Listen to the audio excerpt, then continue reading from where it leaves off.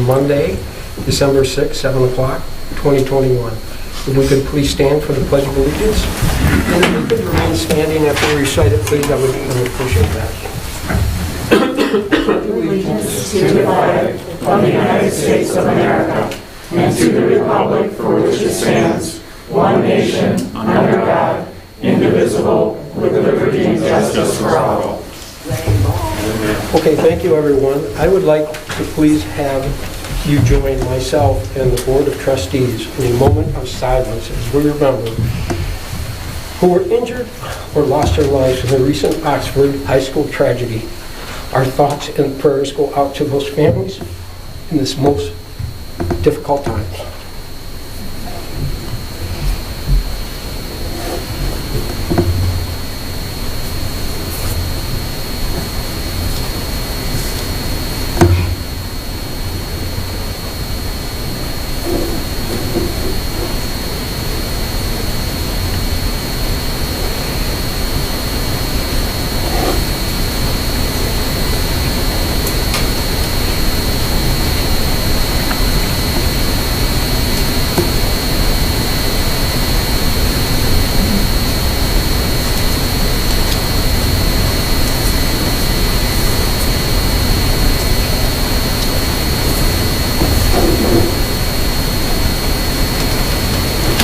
Okay, thank you everyone for that moment.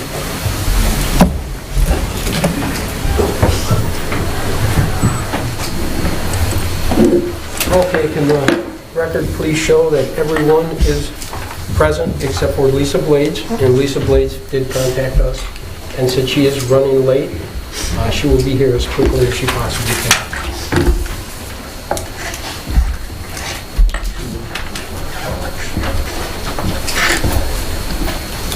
All right, we're going to move on to the approval of the consent agenda.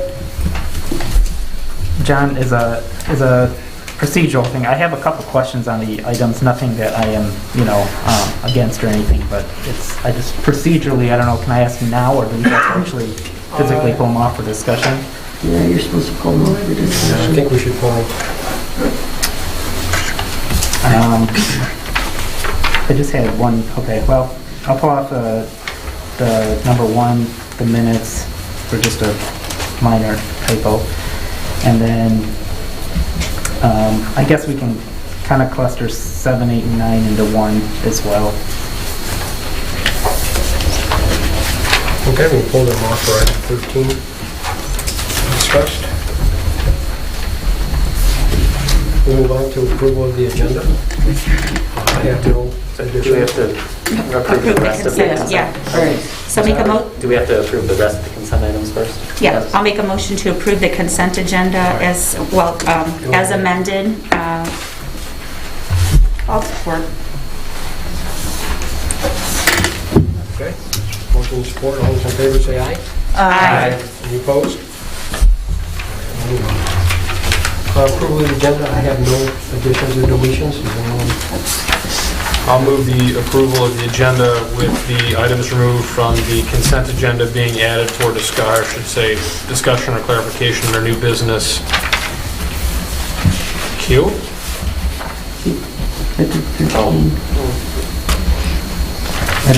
Or do you want to create, it wouldn't be new business, okay.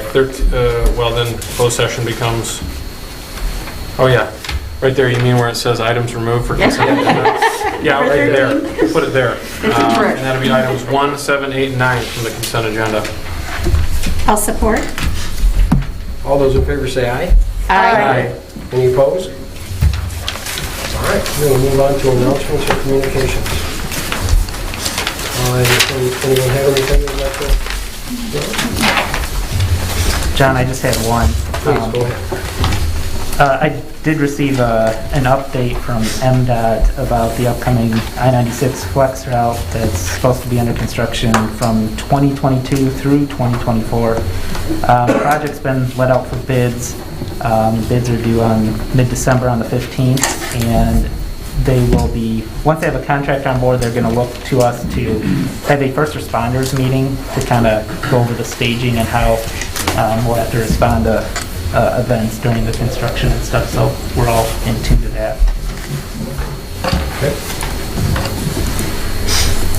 Thank you for that, Chris. Anyone else? All right, we're going to move on to call the public. This is when you can stand up and talk about non-agenda related items. Please state it in 3 minutes or so, or less, and state your name and address for the record.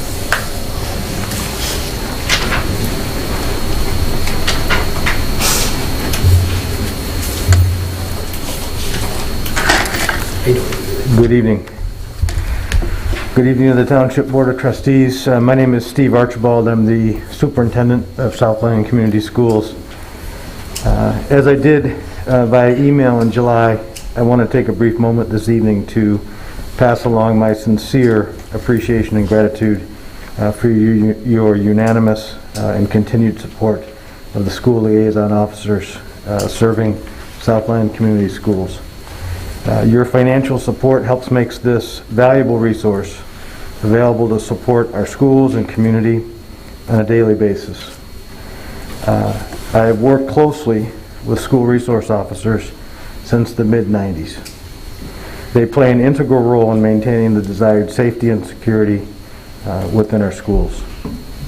They work closely day in and day out, all hours of the day and night, and on the weekends, with our school and district personnel to influence a positive and safe culture within our school community.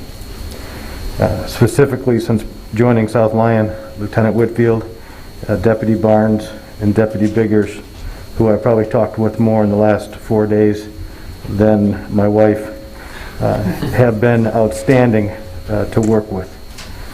They have been responsive and attentive, tremendous assistance and resource to us. I think it's parallel to what we've seen from the Oakland County Sheriff's Department and those members, most recently in this horrific incident that happened in Oxford. And I just want to take this opportunity to not only thank the Sheriff's Department, but to thank this group for your continued support. So, thank you. Thank you. Thank you, Mr. Archibald. As you know, as you're well aware, we are very proud of our sheriffs also. As you should be. And we do take pride in helping out the school system. You know, we've always said it's an invisible line that we deal with, and it's the children that are in our everything. So thank you for your coming in and partnership. saying that for our police. We're very proud of them. Thank you. Thank you. Anyone else would like to come up? Okay. Seeing none, we're going to close the call to the public and we're going to move on to reports. Tonight, we do have our DDA chairperson here, Troy Powell, and Troy would like to come up and kind of let us know what's going on as far as Light Up the Grand. He's very proud of it. He's had a lot of people working very hard for this, and this is a great moment for Lyon Township. Thanks, Chair, Mr. Dolan, Supervisor. If it pleases the Board, Troy Powell, 29962 Sheffville, New Hudson, Chair of the Lyon Township Downtown Development Authority. This is our second Lighting Up the Grand event. We had last year, because we could not shut down Grand River as we wanted to do, and again, we won't do it this year, but next year our vision is to shut down Grand River for the 2-block area and make it an all-inclusive event, what we consider to be an event, suitable for Lyon Township, for New Hudson. But we did have, we have 30 inflatables this year set up in the church. We've partnered with the church, New Hudson United Methodist Church, because they have such a beautiful facility. They've just been awesome in opening up their, their facility to us. So last year we had 17 inflatables. We have 30 characters this year. We have wooden characters that have been donated for our use. Snoopy, Snoopy and the Gang, Grinch, and the Who Village. And on the 27th, we had 35 people come to help us set up the inflatable group, as opposed to last year, about 5 or 6 of us through the freezing rain and the snow. And but it was a great time. The church had a pancake breakfast, so some of the volunteers chose to eat first and then come help, and other ones helped first and went to eat. But we have Santa coming and the Snow Globe being hosted at the Wholehearted Winery, and that this event, the Lighting Up the Grand, is this Saturday from 3 to 7. So the whole winery is hosting Santa. Afterwards, from 3 to 6, after Santa's done singing the kids into Snow Globe, he's going to come over for our tree lighting ceremony. Pastor John from the church has agreed to bless the tree, bless our community, and we'll also be giving the Santa the key to the city at that time. We have carolers coming. We have reindeer coming for the kids to get pictures with. Face painting, caricature artists. The library is coming to do a Santa letter writing campaign. So we'll be borrowing the library. I mean the township's post office box for the kids to drop letters in. So it's just gonna be a fun day. We're still looking for volunteers, so it's a great opportunity for anybody on the board if they'd like to volunteer. It's just an awesome event, so we're, just wanted to kind of give you guys an update. We did get a budget from the DDA 2 years ago, and we spent some of that money. Of course, some of it was reimbursed. This year we've collected close to $6,000 in donations from some of the area businesses. They're just, we're not asking for it. They're just coming to us to be a part of the event. So just an event for the, again, we want to make it a part of what Lyon Township is all about, the DDA is. So, any questions? And we also did a kind of a fluke sponsorship today. I don't know if you want to tell them about DTE coming. DTE, Jennifer? DTE, well, we needed power. Last year when we did, we'd set up the inflatables, and it would work perfect for an hour. And as we're watching them, all of a sudden the inflatables would just go down. And we ran everything off the church. Well, every time the inflatables went down, we would have to rerun the power. So Tina Archer, who's been working with us remotely, has been working with DTE, and of course they've been coming to the township with some meetings. They've been awesome. They ran in a matter of about 3 days, temporary service for us. So we have a great line set up right behind the Mitten Animal Hospital. We ran that across the street, or across the parking lot for the church. And then so we have that for future events, as we plan to have some music events at the church. But DTA gave us a donation today of $2,000. So yeah, so DTA has really been awesome. So that was good stuff. Good stuff. I didn't want to forget DTA. No. So, and Southline Fence. Southline Fence always, Line Mechanical, and almost every inflatable has been sponsored. So because there's an expenditure to the DDA last year with the inflatables, a lot of businesses have come out just to give us a $50 donation. We had a sign made, just put in front of the little inflatable, and it's sponsored by that particular company. So, okay. It's a great time in Lyon Township. Thank you, Charlie. Absolutely. You worked hard, and there's been a lot of volunteers, and the hats go off to everybody that put that out there. It's going to be a great time in Lyon. Absolutely, especially this Saturday, so I hope everybody can come out. And if you can't come out to volunteer, make sure you just come out to have a great time. Because once we're done, New Hudson Inn, the winery, Jonah's, Novellas, we've got some great food, and right around the corner is the rest of the gang for food. So, all right, thanks. Thank you. Sure. All right, moving on to the fire. Chief?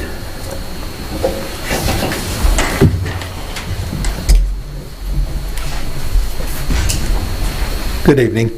I'll keep it brief just because there's a few fire department agenda items later tonight. So just an update. I think we've made significant progress with the firefighters labor group, and hopefully next month we'll be coming forth with a ratification or pretty close to it. So finally a kind of a breakthrough after about 14 months, and I'm optimistic we're going to get it done soon.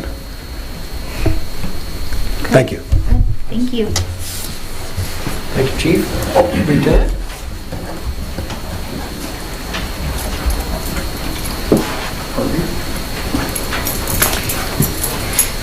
Good evening, everyone. Good evening. I wanted to take a moment to touch base on the tragedy that took place in Oxford. I wanted to remind the residents of this community that we take their concerns about the safety of their children seriously. Also wanted to inform everyone that as a result of that, we've increased the extra patrols and the walkthroughs through all of the schools in our township. And when I say that, I don't mean just the high school or the elementary school. I mean, we're doing the child care and daycare centers, anywhere where children are being stored. we're checking on them, and we're taking an opportunity to assess their protocols and make sure they're consistent with what we know, and just how we look at overall ways to make everything safe and keep everybody safe. Now, in addition to that, Michigan State is a tip line sponsored by the state of Michigan. It's called OK to Say. So if anyone has any kind of tip about anything they may have heard someone say regarding any kind of threats of violence or just any kind of odd behavior, you can call this number. It's 855-OK, the number 2 and say. It's you can remain completely anonymous, and all of those tips are taken through the state and they're routed to the various law enforcement agencies in the area. We really appreciate that. I believe that together we can all work and accomplish the goal of keeping our children safe. And also, lastly, as a result of the tragedy, anyone that needs any kind of mental health assistance or counseling, you can take advantage of a free opportunity hosted by Oakland County. I do have a number, and you don't have to have been affected directly, just indirectly. If you need to talk to a counselor, a faith-based leader, anything along those lines, you can call 1-800-848-5533. That's 1-800-848-5533, and you can take an opportunity to talk with a nurse, and they can get you in touch with the resources you may need. Oh, and while I'm up here, the triannual report that was furnished, does anyone on the board have any questions for me? Okay, thank you. Thank you, Lieutenant. Thanks for the great work. All right, we're going to move on to the Planning Commission. Patty? Yes. We only had one meeting in November, and that was Monday, November 8th. And we had no public hearings, no old business. We did have new business, a Melby Pond single-family condominium site plan review, which is on our board tonight. The Planning Commission approved it with a recommendation to the Township Board with letters from CES and McKenna. And then we had a brief discussion of the master plan, and that concluded our meeting. And because it was so close to Thanksgiving, we opted not to have the second meeting in November. But we have one coming up December. So that's my report. Okay, thank you for that. Lisa is not here to give us an update on the ZBA Park Advisory Board. We actually were able to meet in December. I was hoping to have some members here tonight, but their schedules didn't line up, so hopefully in January they'll have some things to say about just kind of trying to refine the direction on things. Okay. All right, we're going to move on to the water, and the water system is still moving forward. We do have some setbacks as far as supply chain problems with the last tank that we're waiting for the last component of the softening procedure. So until that tank comes in, we're kind of on a holding pattern. As far as the rest of our water is running very, very clean and very good and very filtered, and we're very proud of our water here in Lyon. And that never used to, we couldn't say that before. We're very proud now. Okay, any questions about that? Are we good? Mm-hmm. All right, we do have a rather large agenda tonight, so I would like to keep things very pointed. We have 3 public hearings to start the night off with, and the first public hearing that we are going to get into is the Englewood Golf Community Road Improvement. Leslie, do you want to explain that a little bit before we open that up? Yes. So tonight is the first public hearing for the road repair and improvement project. For the limits of the project is shown on the attached map. So everything within the dark black line is included in the special assessment district. Those are the limits. The costs are estimated at this time in the amount of $2,294,826.51. The project scope consists of repair and replacement of asphalt in varying degrees through the project limits, as well as curb removal and replacement as necessary. There will be another public hearing for this project if the resolution is approved under new business, once bids have been received and the exact costs are known per parcel. So I'm happy to answer any questions after the public hearing, or if there's any questions from the board at this time, I can elaborate further. Everyone understand the public hearing? Okay. Okay, thank you. So with that being said, it is 7:19, and I'd like to open the public hearing for the Englewood Golf Community Road improvements. And anyone that would like to come to the microphone, please keep it at 3 minutes if possible. And sure, come on up, sir.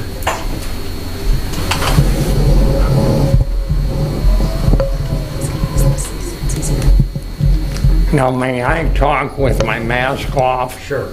Thank you very much. Leslie.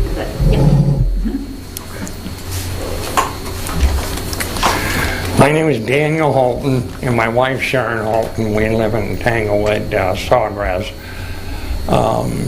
condominiums. I devised a letter per the notice that we got in the mail. I'm assuming that you all have a copy. We do. Okay, great. We want to say, first of all, we do have some concerns.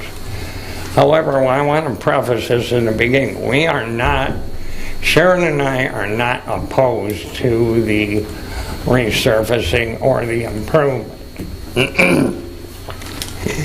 However, we are opposed to the manner by, number one, the manner by which the community, I'm sorry, by which the assessment is levied against each property. Number two, the designation of properties that are identified as benefiting from this improvement, and also a couple cost concerns that I have. The first one, assessment levied against each property. The Englewood HOA has stated that everybody is going to be assessed, that benefits from this improvement is going to be assessed equally. Now, that would be $5,000 a year or $500 a year. I'm sorry, $5,000 in total, $500 for the year for 10 years. Now, our objection is that historically libraries, government buildings, schools, bond issues, etc., have been assessed against property valuation. All properties are different. They're valued differently, and certainly not on an equal basis. A $400,000 home is not going to be assessed in a bond issue as much as an $800 home. In addition, homes like condos don't have the frontage and road exposure like larger homes do. A condo may have 60 feet, a home may have, some nicer homes may have well over 100 feet. So, in summary, we don't understand how this is fair. We think the whole process is unique, and we'd like to know what the legal standing is for changing this assessment process. Next one, properties benefiting from road improvement. All the properties in our sub that you see in the map are not included in this assessment for this process, for this project. The Greenbrier is the newest addition of 90 homes on the northeast side that is simply, for some arbitrary reason, is accepted from the benefit. Now, Country Club Drive is a main drive that goes right, enters into that area. Not only are they going to use it and benefit now and benefit from the resurfacing, they're going to benefit in property values enhancements just like we all are. They're part of the sub. They are part of the community. they'll get an increase like we all will. Now, I would like to ask, on what basis do you arbitrarily just draw a line and say you get no benefit? I would like somebody to explain to me how they are not benefited by this. Now, they're newer. Their roads are pretty much brand new, but they should have some type of skin in the game, some type of assessment of some sort. And we haven't seen that happening. Finally, cost issues.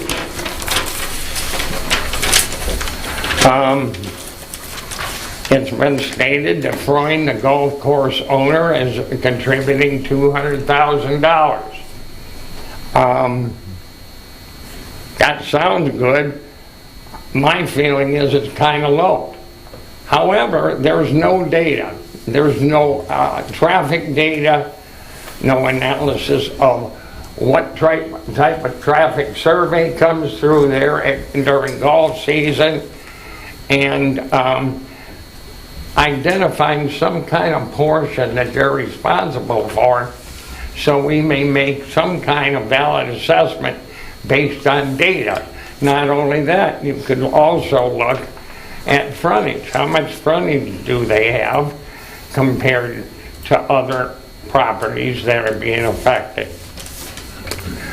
Also, I would like to know, are they listed, their parcel and tax ID listed in this list we've been provided with, so that they are going to be assessed annually like we all are. Finally, current costs we feel are more than likely underestimated. With all the additional curb markings that have taken place, I've had conversation with CES, our civil engineering solution folks, and they've increased the identification of areas to be repaired.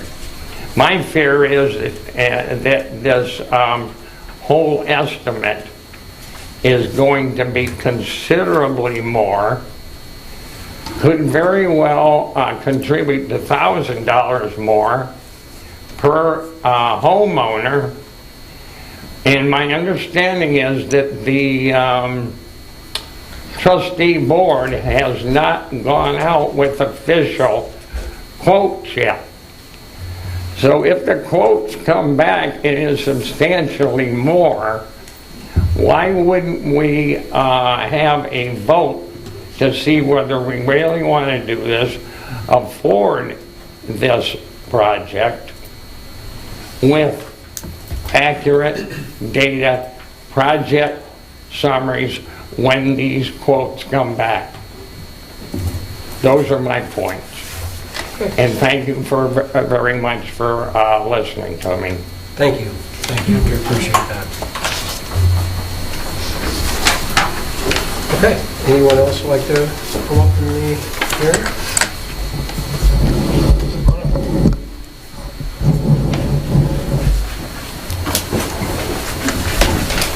Good evening, Mr. Chairman, board members. My name is Keith Ledbetter, 22848 Spyglass Hill Drive. I'm Lyon Township. I'm the president of the Homeowners Association. Been there for about 3 years now. I didn't have a lot of specific things to say. I'm certainly welcome to answer any questions, but I just wanted to let you know that I am available tonight. Also, there are a number of our citizens that I see did show up tonight to show their support as well. So with that, unless there's particular questions, I'm good. Okay. Thank you. Have a good night. Thank you. Okay. Anyone else like to come up? Comment? Okay, seeing none, we're going to close the public hearing at 7:29. All right, our next public hearing is on the 2022 budget. This budget has been put together. We've had a couple one work committee about it. And this is just if anyone in the public has anything that they have questioned about the public, or a public hearing for the 2022 budget. That being said, I'd like to open the public hearing at 7:29. Anyone can come up and comment at all if they'd like. Okay, seeing none, we're going to close the public hearing at 7:29. And we're going to move on to our last public hearing of the night. This is the notice of the public hearing for the Community Development Block Grant Program for 2022. And Brian, do you want to explain that a little bit before we open that up? Well, thank you, John. The federal government distributes an amount of money each year, and the local program is managed by Oakland County. As part of that, we are instructed to allocate funds in the amount of around $23,507. That figure can change as the process moves forward and we find out actual allotments, but we're basing that on previous years' program year expenditures that Lyon Township receives. As part of this program, we have chosen in the past to fund 3 different projects. One is for youth assistance to provide tutoring, career counseling, emotional wellness programs, similar things like that throughout the community. We have assisted Haven, which is a public service for victims of domestic violence, dating violence, sexual assault, and stalking. And we have also chosen to assist the Senior Center with partial or entire access fees for Lyon Township seniors. The first 2 programs in the past we have allocated $3,500 each, and in this program year we are also proposing to allocate $16,507 to the Senior Center. That's very similar to our allocations in previous years, so we're not really rocking the boat when it comes to what each one of those entities is expecting. So, as part of this process, we are holding the public hearing this evening, and if you decide to move forward with these allocations or something similar, I will complete the application. It's due to Oakland County on December 17th, after which they will run through the process, check any project descriptions or anything along those lines with me, and hopefully we will get this funding allocated for the 2022 program year. Okay, thank you, Brian. Everyone understand the public hearing? All right, that being said, we do this every year, by the way. That being said, we're going to open the public hearing at 7:32. Anyone that would like to come up and comment about the fund would be a time to do.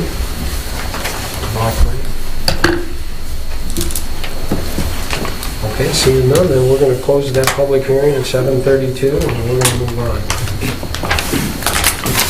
Okay, we're moving on to unfinished business. There is none, so we are going to move to new business. And the first item on new business is a resolution determining the necessity of improvements in designating special assessment district. We had a couple things talked about in the public hearing, and Eric, would you like to come up and address any of the? Eric is our bond counsel, and some of the things that this gentleman has went through, maybe you could address. Thank you, Mr. Supervisor, members of the board. Thank you for having me here again tonight. The resolution before you tonight would determine the necessity of the improvements, approve the plans, determine the necessity of the improvements, and determine the township's intent to continue to move forward with and to completion of the project. It would direct you, Mr. Supervisor, to complete or to prepare and complete a special assessment roll once you have the final cost information, and determines that the assessments shall be payable in annual installments that become due at the time that will be determined later. There's also a provision in this resolution that once again reiterates the current estimate of the cost. If that cost estimate does go up when bids are received, then what would happen is the roll would be prepared to spread the higher cost across the parcels in accordance with the methodology selected. That would be provided in a notice to the residents, just like the notice for this hearing was provided. It'd show the higher cost, and it would give residents the opportunity to object to the roll. That's the hearing on the roll. It's a statutorily required hearing, but it would reflect the higher cost if there is a higher cost. Once that public hearing is held, then the township would have the opportunity to amend the roll, correct the roll, accept the roll, reject the roll, and start over. Some options that you'd have at that point. But there is another bite at the apple, so to speak, when it comes to preparing the roll and confirming that roll. Once the roll is confirmed, it's at that point that the assessment would then be levied. There'd be a 30-day appeal period, and that would conclude the back half of the process. But the resolution here today is a procedural step to determine the necessity of the improvements and to determine to further proceed to the completion of the project.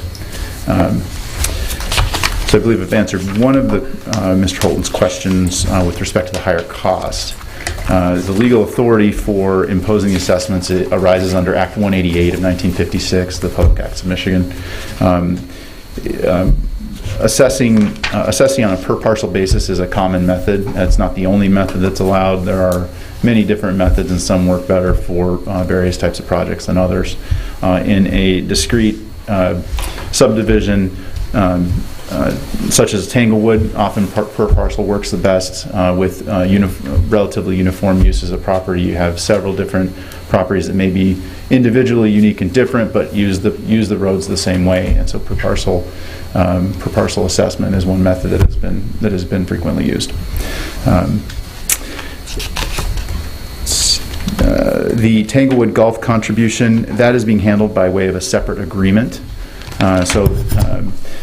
That agreement is up next on the agenda, and that would require the Englewood Golf Club to pay in advance a $200,000 payment as their contribution towards the cost of the project.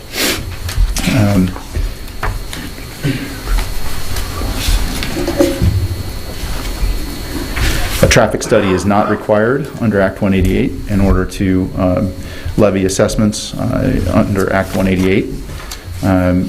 And I believe the list does include the golf course property, but it won't be assessed annually because it'll have the separate agreement by which it's agreeing to pay $200,000 up front. Covered the cost estimate question. And I did want to discuss the assessment levied against each property owner. Many improvements, public improvements, are paid for with the proceeds of general obligation bonds, which are paid back with the issuing municipalities full faith and credit, and it's based on an ad valorem tax rate that's levied against taxes. When it comes to special assessments, actually the special assessment is levied against each parcel relative to the value of the benefit received by the parcel being assessed. So it's a different method of raising money for public purposes. It's not based on the value of property. It's based more on the use of the property, the value, the benefit being received by the property, the value of the improvement the value of the improvement that the parcel being assessed is receiving. So that's the rationale behind special assessments versus ad valorem taxation. And as it relates to the shape of the special assessment district, under Michigan law, you can't assess parcels that aren't receiving a benefit. So none of the roads that are being improved, it is my understanding, are in the Greenbrier section, what I understand to be the Greenbrier section. So those properties, because they're not directly benefiting from roads that are being improved, they can't be assessed. So that, in my view, the special assessment district is properly drawn to encompass the parcels and the roads that are being improved, and they're going to be directly used by the parcels that fall within those boundaries. So that would be my explanation of the SAD. Are there any other questions about the resolution or the discussion in the public hearing or any of the materials before you tonight? Does anyone have any questions? Just one. Can you explain what happens when, or if, hopefully when, if the cost of improvements is lower than the amounts, like significantly lower, if that were to happen? At what stage of the process are you talking about? Before the role is confirmed? I would say at the end of the project. At the end of the project, okay. So we've gone through the process and we have this cost estimate, and we receive bids that are in line with this cost estimate. We prepare a special assessment role that matches the cost estimate, confirm the role, and then the project gets constructed and the costs come in lower. Then there's a statutory process to deal with the amount of the savings.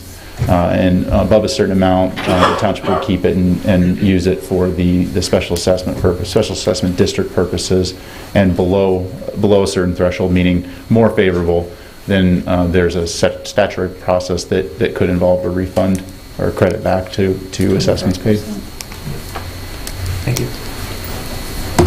So the one question that I heard asked was how it was arrived at for the contribution by the golf course. Mm-hmm. Did you answer that? I did not. I did not have any involvement in determining that amount. When that amount came to me, it was, from my perspective, as a given in terms of what that specifics were. Can you hang on just a second, Leslie? Can you answer that? My understanding is that was a negotiated amount between the HOA board and the owner of the golf course prior to starting the petition process. So it wasn't really a formula? Correct. Okay. Okay, any other questions? Can I make a comment? Please. Just like Eric said, the township has been involved in 2 other road pavings, and they were the dollar amounts were equally distributed against both subdivisions. So one was right across the street, Orchards of Lyon, and the other one was, they paved Martindale Road, so both sides of the street, John Hicks's Martindale Meadows and Roediger Estates. So they shared in that cost equally. So and just so that the public can know that this isn't like the only one or the only time we've done that. So those were both for road improvements. Okay. Any other questions for Eric? Eric, thank you. Thank you. Thank you, Eric. Well, I do have one comment, and my comment is, unfortunately, will be some residents that won't like the paving schedule, and we do appreciate that. There was a very large number. As a board, we ask for a very high percentage. Normally, it's a 51% participation to move something like this forward. Englewood came across with over 70%. And that's a big number, and that's a lot of work for a lot of people that have, and I know it doesn't make everyone happy, but I am in favor of moving this forward, and it's for that very reason. There was a very large participation, a lot of hard work that went through, and I'm hoping that the end results of this project will really make everyone very happy. I'm really and truly hoping that for everyone. So, if everyone else is... Sorry, one more. The course contribution, is that like a fixed amount and then the balance is evenly split amongst the other parcels? Is that Yep, how it that's works? correct. Okay. That will, All right, just checking my we will understanding. not be borrowing that $200,000. And one other question, Leslie, or even Eric. The next public hearing, you said the next public hearing will be after everything, all the bids have come in? Yes. Okay. Yeah, we'll know the then exact cost. We actually will know that you can come to that public hearing and voice an opinion if it's significantly higher. Maybe that'll change the way people feel about it now. But there is more steps than just this one. And I would estimate that that would probably be at your March or April board meeting at this time. We're working through the engineering design process and plan to bid in the near future, but that's when I would expect the next public hearing around that time frame. But all of the public, everybody within the district will receive notice. Yeah, the Tanglewood residents can expect the same notice that they received for this one, in that it'll be published twice. the first publication more than 10 days before the public hearing, and then letters will get mailed directly to the residents, just like they were this time. I think we will know the actual quote, the actual proposal. That's the plan. So there's another opportunity. Okay? Okay. Thank you. So, if everyone is in, someone want to make a motion? I'll make a motion to approve Resolution 2021-25, determining necessity of improvements and designating special assessment district. Sorry about that. I'll support. All right, we have a motion and a support. All those in favor say aye. Aye. Any opposed? Pardon me, John. I'm not opposing. I didn't see you come in. I snuck in. I was not here for the presentation, so I'm not sure if I should vote or not vote. Carol? You can go ahead and vote on this. You've reviewed all the Yes, I've researched it, but I just wanted to make sure. We did have the one resident speak during the public hearing, but you had the letter that he had submitted, and he covered that, so Okay, you're up to and speed. my vote would be in favor too. Okay. Unanimous. Thank you. All right, we're going to move on to approve the agreement regarding the contribution to Road Special Assessment District for road improvement project and direct Township Supervisor and Township Clerk to execute and deliver the same, together with such changes, additions, or deletions, as many as necessary or advisable, in connection with the proceedings for Englewood Golf Community Road Improvement Special Assessment District. Everyone understand that? I'll move the approval of the agreement regarding contribution to Road Special Assessment District for a road improvement project. This will be an agreement between the Lyon LTD, doing business as Englewood Golf Course, and the Charter Township of Lyon.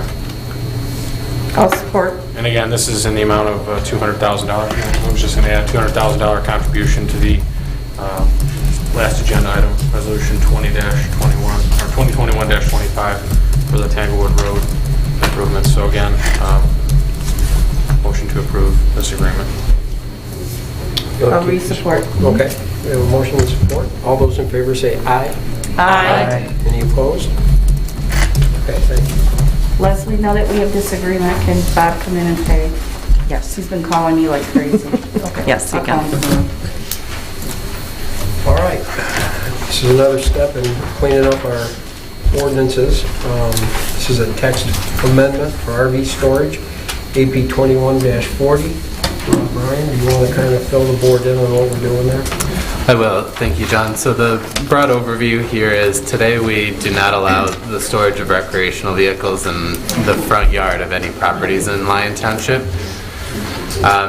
The zoning enforcement officer has received a lot of requests, and I don't know what that number is, regarding the desire to allow someone to store an RV in their front yard. So the Planning Commission undertook several discussions about this topic and ultimately determined that the way to allow these in limited instances without causing a lot of visual impact to neighbors or the public at large is to allow RV storage in the front yard as long as it is on a driveway, as long as it is set back the minimum front yard setback for structures. So that's, by way of example, in our R10 district, this would have to be set back 50 feet from the front property line.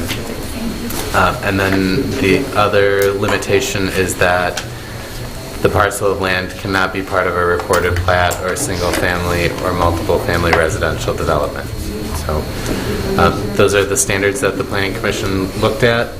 They held their required public hearing and made a recommendation to the Township Board at their October 25th meeting. And what you see in your meeting packet is the result of those discussions. Okay, thank you, Brian. Well, I want to open up for conversation. Does anyone have any objections or want to talk about this amendment? I have two questions. One is about the item where it says that it would be, they must be owned by, entitled to a permanent resident of the parcel. And so I just have some concerns about that. Like, what if it's only one, but it's my brother-in-law? So that's not creating it's not creating a storage yard. And then my other question is in regards to when you say that this is, so basically it would not be in a subdivision, it would just be somebody who might have, you know, a couple of acres off of Milford Road or something like that. Correct. Okay.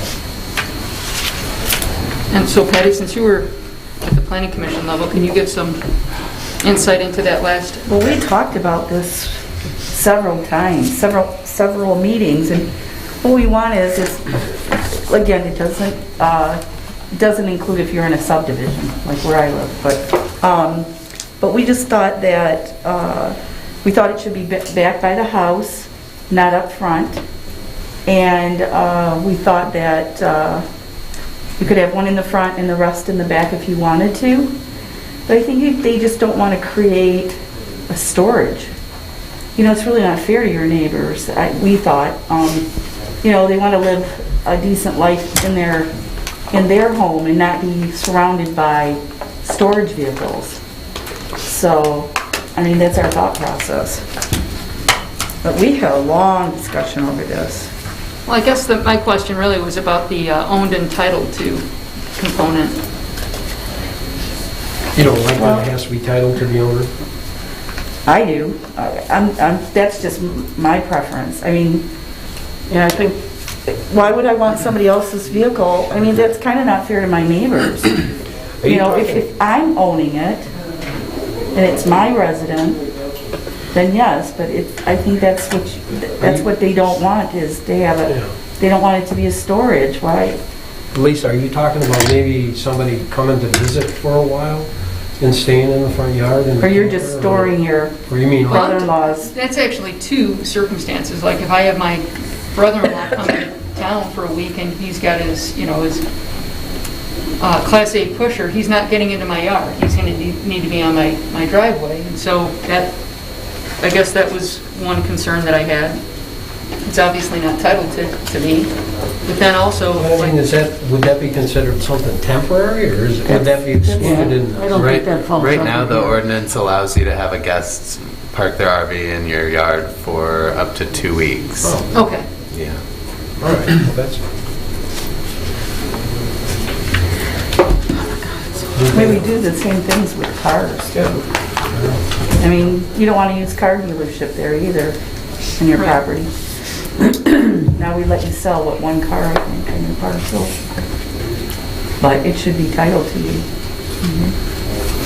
Yeah, my thought on this one too, and I did actually touch base with Brian a little bit, just because for clarification was, you know, I don't know, it's always, I don't like to over legislate things like this, but it sounds like the changes being made here are actually making it more accommodating for somebody to store it in their front yard. So, well, I still think the whole idea is kind of whatever, but I think we're making it better, and I think Brian actually put it eloquently, like we added more language to make it less restrictive, something like that. You're absolutely right. We're trying to make these so you can understand, right? I guess, what's the rationale, though, for excluding like subdivisions and platted lots if they could still meet the other requirements of being behind the setback line? So I took that language from the storage of commercial vehicles. So elsewhere in the ordinance, we already have some precedent that says, you know, these larger impact vehicles that aren't traditional residentially associated structure, or not structures, but vehicles, get pulled out. So today you can't park a commercial vehicle in a subdivision, for example. But you can currently park a recreational vehicle in a subdivision in your backyard. So we're making it less restrictive here, but we're only making it less restrictive on acreage. Well, I think the smaller lots are a little bit more of a problem. Correct. I mean, I'm assuming just by virtue of the dimensional requirements, most subdivision lots would be excluded. It just seems like, why are we making this artificial distinction? Restrain your With license. Bylaws. Yeah. Most of them don't even allow them in your HOAs. Mine are excluded. Right, I'm just thinking, like, for example, I'm on a, like, I don't have an RV, it's not an issue for me personally, but other people in where I'm at, it's a platted lot technically, but there's no HOA, there are no bylaws that would otherwise restrict this. I think that's a matter of that's aesthetics, precisely too. why we do it, because Yeah, okay. there are And older if subs that's- that aren't really set up. And again, I didn't mean to jump in on you, but I'm not a huge fan of this, but I do think that, this township should be looking to provide a lifestyle for everyone, and we do. So there are larger parcels that should have the freedom to do things like this, and there are neighborhoods that, where this doesn't belong. And to your point, Robert, newer subs are going to have HOAs that are active and have valid and up-to-date bylaws that are going to deal with this, and others just don't. And so I think this sort of protects them from having to then, go and reformulate an active association. I mean, it would be a kind of a Herculean effort for, an 80-year-old platted sub or something like that. So I think this kind of does that for them, because I think we've sort of determined that or the planning commission did, that it's not the place for this. But I mean, Patty and Brian were there, I wasn't, but that's what I'm. Yeah. Yeah. That's exactly right. Okay, that's, not being there, not knowing what the rationale was, that makes some sense. In that case, then, back to Lisa's point about the titling, not so much caring one way or the other on whether we have it, but on the actual implementation language in J, it's worded a little weirdly. Only recreational vehicles owned by and entitled to a permanent resident of the residential parcel may store a recreational vehicle on the property. Oh, wait, you know what, never mind. I'm sorry, I was reading the red line copy, and for some reason, there, it looks like it corrected from when I had read it, so never mind, apologize. It was, before it was, never mind. Well, this is the first reading also, and if anyone catches anything that they'd like to talk about, they're very welcome to get a hold of Brian and talk about it. Right, Brian? Yep, So absolutely. this is the first reading. If I could just say really quick, I think it's important to note that, there is a maximum of 1, as it's been stated. They have to meet a setback, so it can't be any closer than a structure could to a front yard setback line. And additionally, it has to be, a vehicle titled to or registered to the property owner. And I think those are the 3 big things for me. If those 3 things were in there, I would not be voting for this, but this, I think, does a nice job of regulating it. Heck, there are a lot of recreational vehicles that are as expensive as houses out there. And there are many people around town who, and I don't have one. I wouldn't be allowed to park one in my driveway, but I'd love to have one. But I think this is fair and balanced, and I think this will take care of the storage concern or question for most residents who are struggling with this. So I did figure out my wording correction. It's, instead of may store a recreational vehicle on the property, it should be may be stored on the property, because the recreational vehicles as the subject is already at the beginning of the sentence here. It's just, the language is wonky. That can be changed. You just want to send that to me? Yeah. Okay. Okay, so a motion would be in order if we're all good with this. Anyone want to make the motion? I'll make a motion to move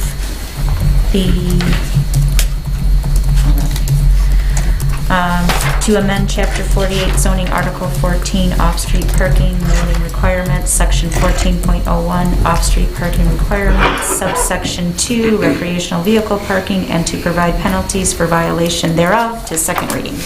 I will support the movement of AP 21-40 to second reading. Thank you, that was easier. All right, we have a motion and support. All those in favor say aye. Aye. Any opposed? All right, thank you. We're going to move on to Melby Single Family Condominiums, AP 21-51. Brian, you want to? Yes, thank you, John. Up for discussion this evening is a site condominium proposal on the south side of Pontiac Trail at the very end cul-de-sac of MLB Drive. So got the existing subdivision up there. The property to the east has both access off of Pontiac Trail as well as the cul-de-sac for MLB Drive. There are no more divisions available for this particular lot, so the site condo option does allow for development of this parcel. And up for your consideration, for your consideration this evening is 5 lots. On the plan in front of you, there are 4 lots that would take access from Emily Drive and 1 lot that would have frontage along Pontiac Trail. And you can see there a 5-foot sidewalk is proposed in front of that lot 5 as well. There is an emergency access drive that is proposed to improve access should the need arise from Emily Drive out to Pontiac Trail. There is stormwater. There are improvements to the existing cul-de-sac that is just an asphalt cul-de-sac that does not meet our current standards, so that cul-de-sac will be brought up to current standards as well. The Planning Commission has reviewed this project, had a few initial comments, and all of the comments from my review letter for site plan conformance have been addressed on this update that's in front of you this evening.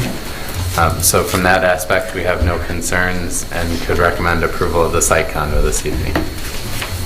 Okay, thank you, Brian.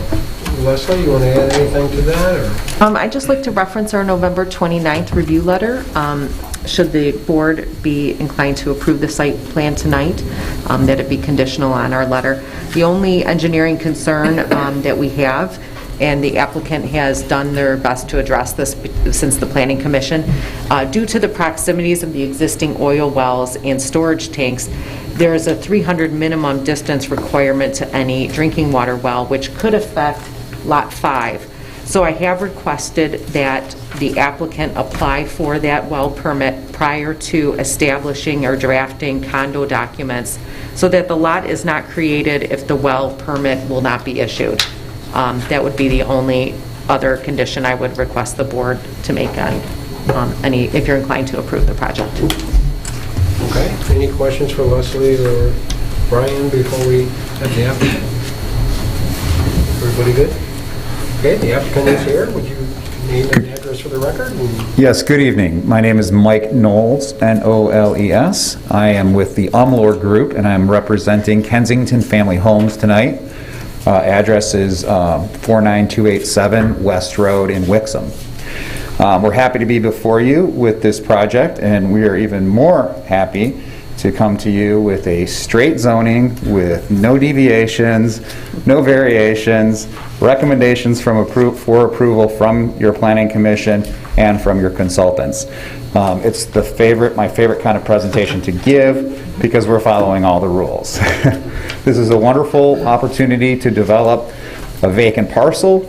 It's a win-win for everybody because the cul-de-sac, as Mr. Kesey mentioned, will be brought up to Lyon Township standards. It's a little short on its radius, doesn't have curbs on it at this time. In addition, it's a large open area that runs off with no stormwater controls. The stormwater detention basin that we've designed is per the new Oakland County standards, so it meets all of the stormwater requirements. The addition of emergency access drive gives more safety and security for all of the existing residents along Amelby Drive. All the lots are straight zoning, as I mentioned, so they all meet the minimum width, excuse me, the mask, the minimum width and lot size, as well as all the setbacks. The existing homes are a little bit older on Amelby Drive and do not meet the R.5 zoning district sizes, so we're building bigger lots, wider lots. The homes will be similar to the homes on Amelby Drive, probably a little more updated. The applicant is planning on starting in the low to mid 400s, and they'll go up to the low to mid 500s. And that's about the gist of it. As Ms. Zawada pointed out, she has a condition which the applicant has agreed to, to have the well first on lot number 5. We've already applied for the test well permit, and it was issued by the Oakland County Health Department. That allows us to go and drill the well to do the test to make sure a well can be placed there outside of the 300-foot separation distance. And we are more than happy to agree to have that well drilled and completed prior to the recordation of the condo docks and Exhibit Bs as per Ms. Zawada's recommendation. So if you have any questions, I'm happy to answer them. Thank you very much. Okay, thank you for that. Any questions? If anyone has any questions, please. So this is slightly straying back to site plan type stuff, but I just noticed you've got sidewalk across the frontage of Lot 5, but then there's a weird little gap between the end of Lot 5 and the sidewalk at the Willow Lane area.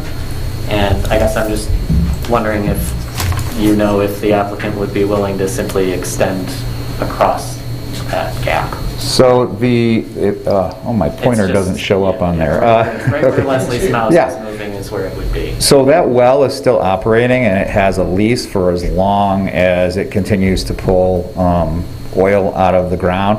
They have truck traffic in and out of that access. And so that parcel that well is on is going to be in the condo docks as a future development area. So sometime in the future, if and when the well gets removed, the remainder of that parcel can be fully developed as a road with additional lots on it fronting out to Pontiac Trail, and at that time, a sidewalk would continue across that frontage.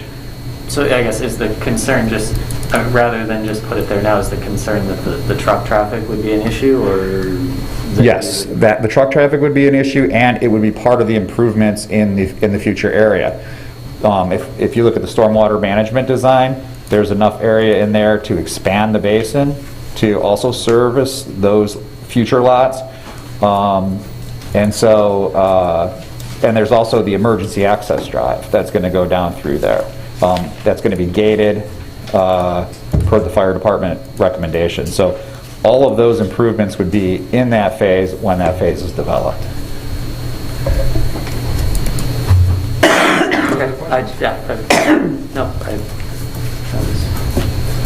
So is the gate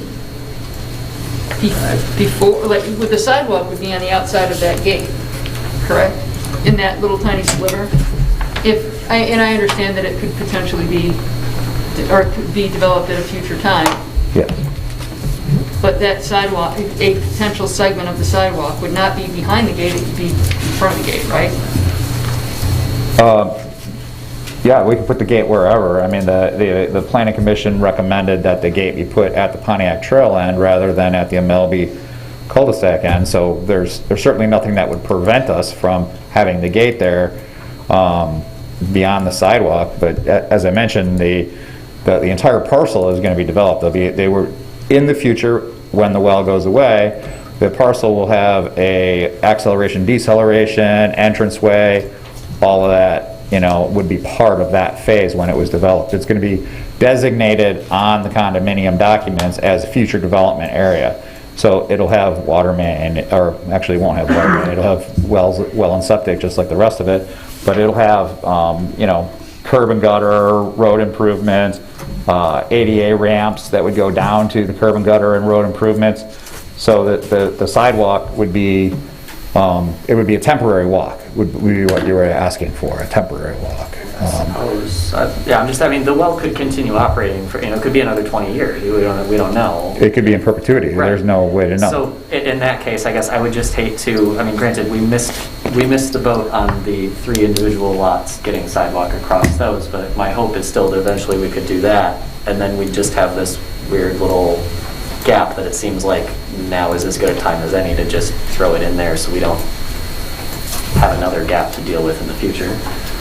Well, except for that those pieces are already developed and don't have a sidewalk, and this section is a future development parcel that will have an opportunity to fill the gap in the appropriate way where it butts into the driveway in the future. So that's the difference between the Right, Ones I mean, where the... I understand it's future development. I guess what I would just ask directly is, do you know if the applicant would be willing to construct across that segment? Well, I know it's the applicant's preference not to.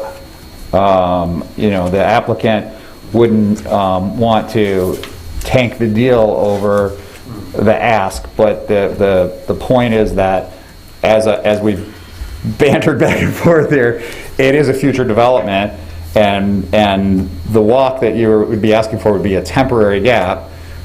They've agreed to do it across the frontage in the development parcel, and they can do it in the future if the remainder of that parcel is developed. So that would be the applicant's preference if it's amenable to this board.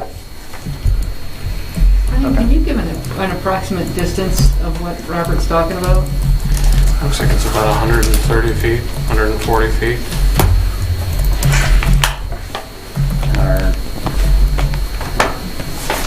Yeah, the lot's 120, so it's about 130 feet. That gap. I always forget your standard estimate of linear feet for sidewalk. I don't like to throw out numbers on the fly. I know, but I don't really have a great number per foot on what it is. It's about $5 a square foot. So 5 foot, I don't know if it's 5 or 8 on your frontage there. Yeah, it can be 5. So 5 times, 5 foot wide times $5 times the length is the approximate cost. And, we're going to come up with a number of, it's $1,200 or it's $1,500 or it's $8,000. I think the point is that the applicant is adding improvements to the neighborhood with meeting the stormwater requirements, adding the curb, bringing the cul-de-sac up to par, installing a fire access road, installing a gate, taking out the berm, a portion of the berm, regrading it, adding additional landscape. There's quite a number of improvements that benefit existing residents and the future residents of this. And there is an opportunity. It's not that they're avoiding it. They're avoiding a temporary expense in the interim. And your point is well taken. I don't mean to dismiss it. The interim could be a very long time.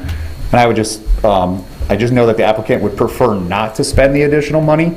If the board had a consensus that said the only way this project is moving forward is to put in a temporary sidewalk across that gap, I'm sure we could come to meet that condition. I'm suggesting that we would prefer not to.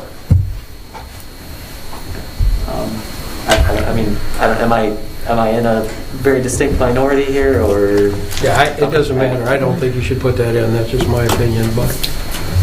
If it led somewhere else, if it actually went to the other side, I would be in full agreement. They want it. You're taking a long time to say no. They're beating around the bush and being super nice, saying put the sidewalk in because you're building 5 lots here. This is chump change. Right. So it comes down to whether or not you want to do it to make this connection, because if this is we're saying temporary, but we don't know how temporary it is, so it's really not accurate to say temporary. We're not doing it until someday maybe when we do it, and we could all be, down the street at that cemetery. But anyway. That was graphic. My concern with this is if this were a PD and we were talking about public benefits and things like that, I would absolutely say you're going to put that sidewalk in. This is not that. You led with that. This is why this is your favorite. Yes, sir. And so that's kind of where I'm at. If this were a PD, there'd be no way you would leave, as far as I'm concerned, without putting this in. But I understand. This is not really kind of part of this development. It's a future area, so I'm on the fence. I feel like they feel, but I also don't think that it's probably appropriate to push that on you now, though I would like you to at least leave here, go back and say you'll talk about it, and maybe you'll have a change of heart. And you're putting a bunch of other concrete in, you probably get really good unit pricing and just get this thing done with. Understanding the sentiment of some of us. So I appreciate that. I'm going to throw one more quick in-between idea, and if we think it's silly, tell me. But what about simply dedicating the easement for a sidewalk so that if we are to go through and do it across those other 3 and we don't want to wait for the future development, we don't have any roadblocks? I think it's in the road right away. Yeah. Is it? Yeah. Okay, all right, if it's, then in that case, that is telling me the idea is silly and I accept. have a question for you. Yes. In that area, I mean, we know that people could potentially walk on that, whatever, wherever that segment does not have a sidewalk. Walk or ride a bike.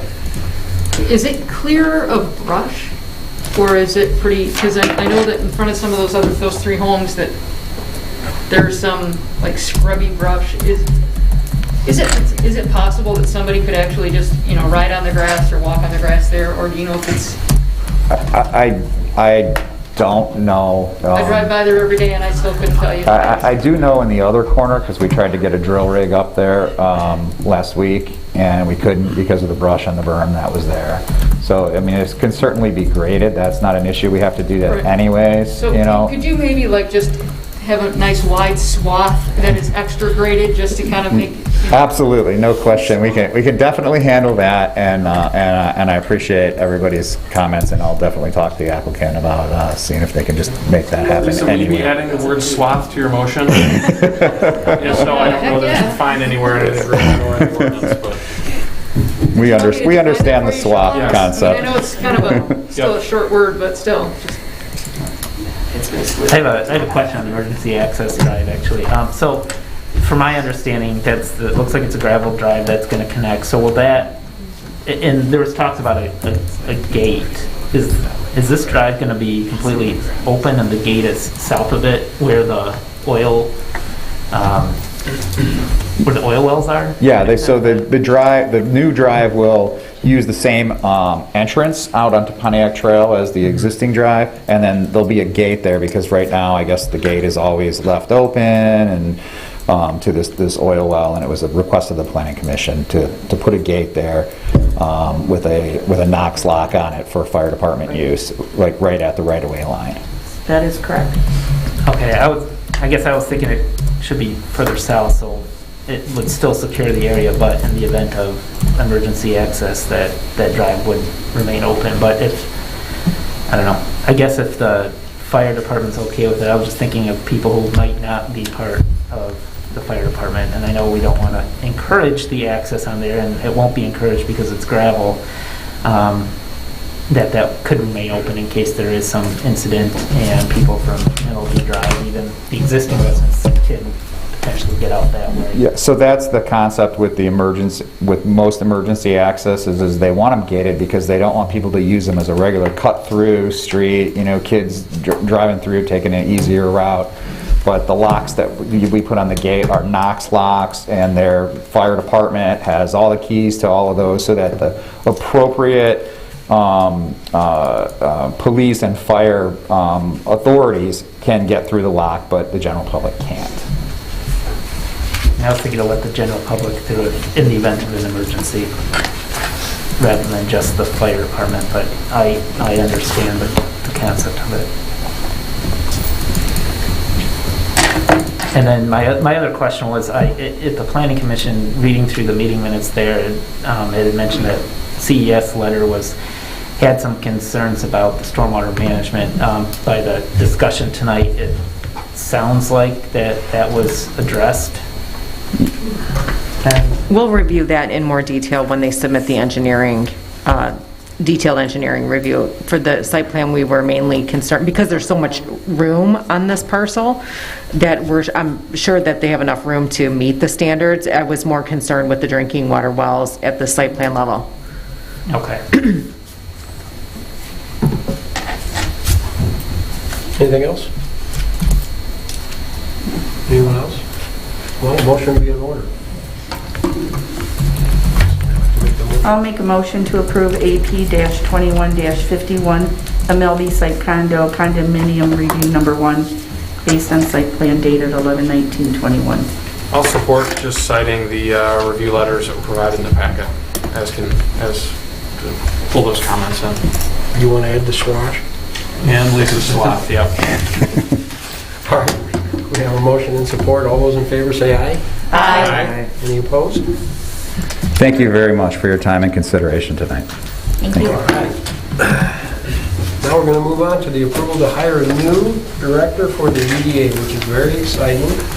And in your packets, you'll see that, well, probably on the table, we have a recommendation from the Lyon Township DDA Board, by the way, which the Executive Board had an interview with Mrs. Allen and was very impressed. And she also went through a public interview with the entire DDA Board in public, which the entire DDA Board was very impressed. So with that being said, Mrs. Allen is here. I'd like to introduce her to you, and Amy Allen. And with that, I'd like to get an approval to hire the new DDA director. I'll make that motion. I'll support. All those in favor say aye. Aye. Any opposed? Welcome to Lyon Township. So just for the record, will her hire date be tomorrow, or are we got to go to the other board first? anything to say about it, it would be. Okay, sounds good. I didn't know Sounds if good. she still had to go back to your board or not. Is she good? No, I think she's good. I Okay. think all we have to do is get her She should be here tomorrow. Yeah. Believe me, we want her here quick. Yeah. We are very excited. We'll get a packet ready for you. Thank you, guys. Yeah, this is going to be really helpful. I appreciate it. Okay, we're going to move on to the resolution 2121-26, approving the program year 2022 Community Development Block Grant application. We talked about this, so I'd like to make a motion. I'll move the approval of resolution I think it's supposed to be 2021-26. Yep. Approving the program year 2022 Community Development Block Grant application. Support. Okay, all those in favor say aye. Aye. Any opposed? All right, moving on. As you know, we have some boards that need some reappointments, and unfortunately, not unfortunately, I shouldn't say it that way. I haven't had time. We put some applications out for new members. We haven't had a lot of people interested, and I would like to reappoint the existing boards that we have on the Board of Review and the Zoning Board of Appeals for a one-year term so that I can get together and think through this thing. And I'm hoping this board will stand behind me on reappointing these two boards for 1 year. I'll move the approval of the supervisor's appointment to the Board of Review. I'll support. All those in favor say aye. Aye. Any opposed? Okay, thank you very much. I'll move the approval of the supervisor's appointments for the Zoning Board of Appeals. I'll support. All those in favor say aye. Aye. Any opposed? Thank you guys very much. We'll handle it. Lisa didn't, she voted yes for herself? You don't want to get out of it? I love the ZBA.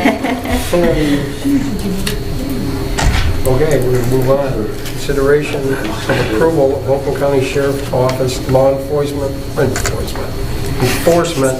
Services Agreement with the Charter Township of Lyon to authorize the supervisor and the clerk to execute the agreement. This is basically the contract between us, and has everyone had a chance to look through it? Yes. I'll make a motion to approve the Oakland County Sheriff's Office 2022 to 2024 Law Enforcement Services Agreement with the Charter Township of Lyon and authorize the supervisor and clerk to execute the agreement. Support. Lisa Blade supports. Okay, we have a motion and support. All those in favor say aye. Aye. Any opposed? All right. Move on to the installment agreement for sanitary connection New Hudson Ave. Leslie, you want to? They come through? Very brief. This is the installment agreement like the others that you have seen in your core DDA district. This is the 6th agreement before you. It has not been signed yet, but we have been working with the property owner and anticipate original signature. We did want to still have this in the board packet for your review tonight. The estimated costs are a total of $204,281.65. But the actual agreement will be based on actual costs once the project is completed. And I'm happy to answer any questions you might have. But this will allow them to connect to sewer and pay for those costs over time. Okay, thanks. Everybody understands what we're doing there? Yeah, Leslie, I just had one hopefully easy question. How many REUs is that? I can't remember. Sorry, I have to look it up. Or ballpark, I guess, it was, because it is It's the obviously total. restaurant use, so that is, Yeah. it's obviously more. It's a lot. They're like 13 or 15. I just can't remember offhand. I have to look it up. And it's the same payback period and rate as the other agreements have? Yes, all the language is exactly the same. It's just the costs are based on, like, per site. Okay. Hey, it's great that they're getting connected. Yeah. Does that open up potentially more parking space back there with, if they can abandon the septic? It could. They could also possibly pave their parking lot. They could do some other improvements. Okay, somebody like to make a motion to move this forward? I'll make a motion to approve the installment agreement for sanitary connection with the new Hudson Inn, for the new Hudson Inn. Support. All right, all those in favor say aye. Aye. Any opposed? All right, discussion on Lyon Township Fire Department's facility needs study. Mr. Supervisor, before this gets going, the proposal before you is with Redstone Architects, who has actually contacted the company that I have ownership in as a sub-consultant for some GIS activity.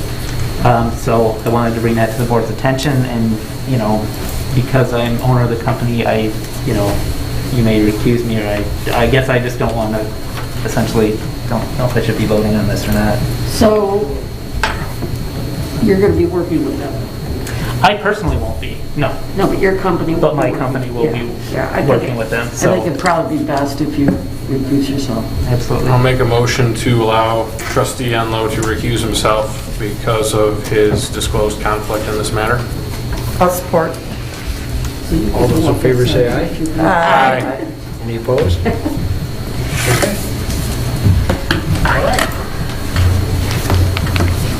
Good evening.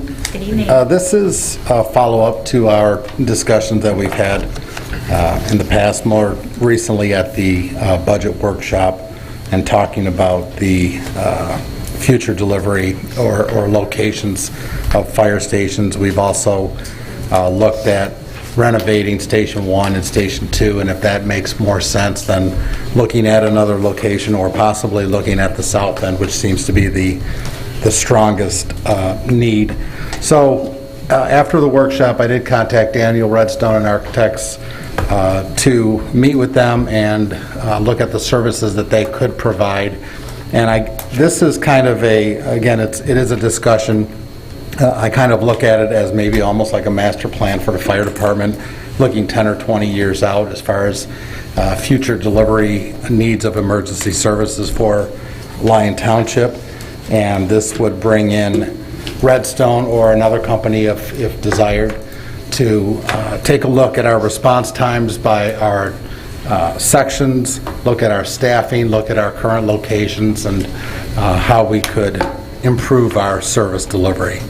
So this, it's a long booklet, and they offered to come out. I figured that it may take some time to digest this information if there was a desire to move forward. What we're looking at typically is services, consulting services about under $20,000 to take a look at what we should be delivering in the future. And I'm available for questions or comments. I don't think this is an unreasonable price. When we had talked about doing this at the budget workshop, I anticipated it being a little bit more expensive than this. I mean, I'm not an expert in the field, but I anticipated it to be more than $20,000, not less. So, and I'm familiar with Redstone, and they do really excellent work. Yeah, and Trustee Enlow's company was brought up by Redstone as far as doing a lot of this, the experts in the GIS and response technology. We can also add, it may be in a fine print, but if we wanted to take a specific location, maybe it's a township-owned property, and what would response times be from there, then it would be $1,000 per location. So I thought that was pretty reasonable as well. Beckett Rader does excellent work too, just don't tell him that I said that when he comes. Yeah, don't tell him I said what I did either. Back, but, you know. It's our secret. How about Okay, does scope? everyone kind of understand what the chief is asking for? I mean, basically, it's probably something that we do need. Did we budget this at all? Did we have any budget? Did we budget that, 20 grand? I think we did, and worked during the workshop, yeah. So, thought on the scope here. I like the idea and want to do it, but a part of me wants to say, should we make it a little bit bigger, actually? By that, I'm saying, I guess, if we're looking at site analysis and future planning, the idea was talked about at one point about the possibility that a new site could be more of a general combined public safety campus. And if that were to be the effect, obviously I wouldn't expect to take it all out of the fire department funds if we were to do this, but would it make sense to have Redstone look at a little wider scope and say, you know, does it make sense to co-locate a public safety campus? Would that be different? You know, how does that play into this?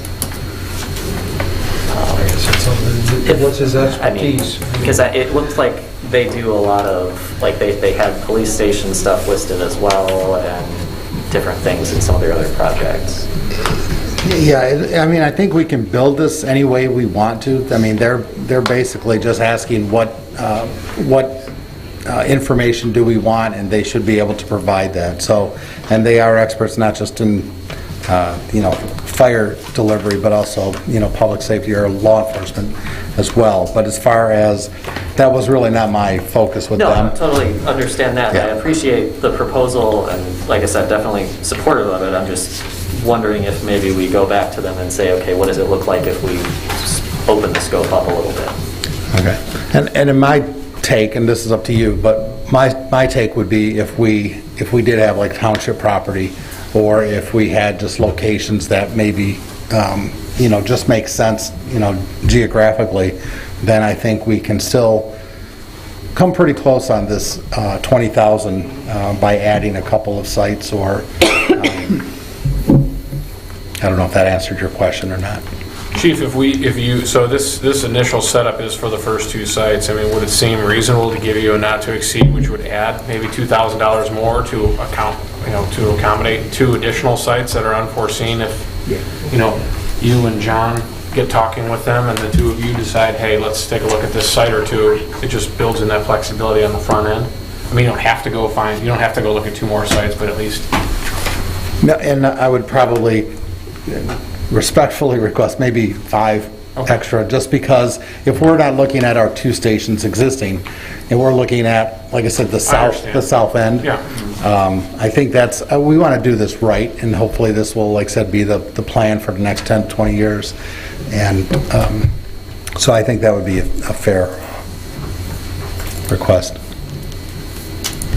So are you thinking like a 25 then, Sean? Yeah, that sounds good. I mean, in that way, that now we have the potential for up to 7 sites, and not to say they'll look at 7, but I mean, I do think that looking at an additional site for $1,000 and doing all the run analysis on it and everything is a good value. Yeah, it'll be invaluable for us. I mean, whatever we do going forward, having all that information. It wasn't in our notes. I know we did discuss it at the workshop, but I'm just wondering, were you taking it out of like a capital improvement, or just want to make sure we budgeted enough in whatever line item? Yeah, it's not in professional services. No, because that's only. No, I'm going to guess it was capital improvements. That's what I think, because I know we discussed it, so I'll put the note in there going. Yeah, I'd have to Okay. check my budget worksheet again. Oh, I'm sure. Do we actually get to take it out of capital improvements if it's not a physical project, or should it go in professional services? I'm not sure. I mean, I think if these are design or soft costs related to the capital improvement that we foresee, then it's probably.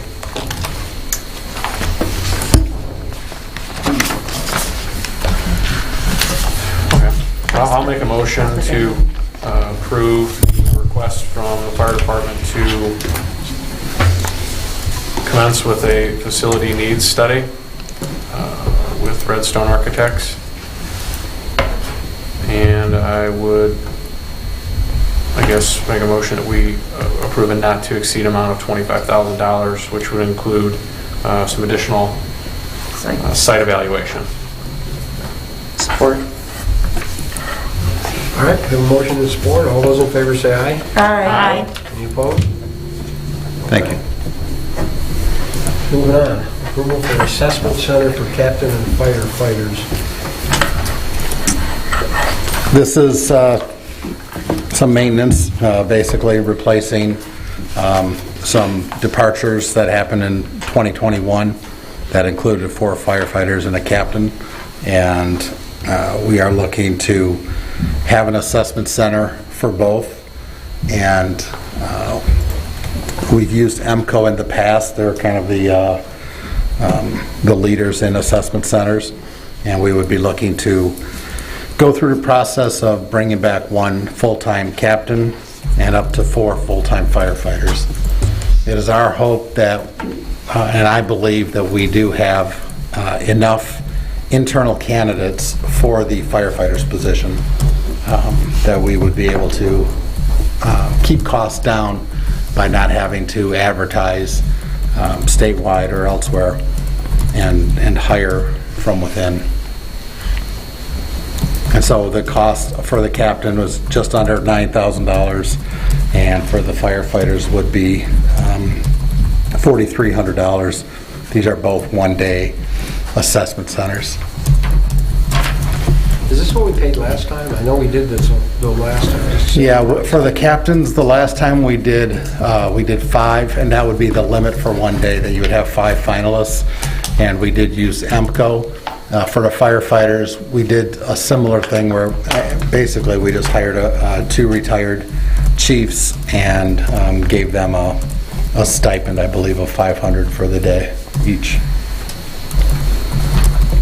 Okay. Any questions about this? All right, motion will be in order.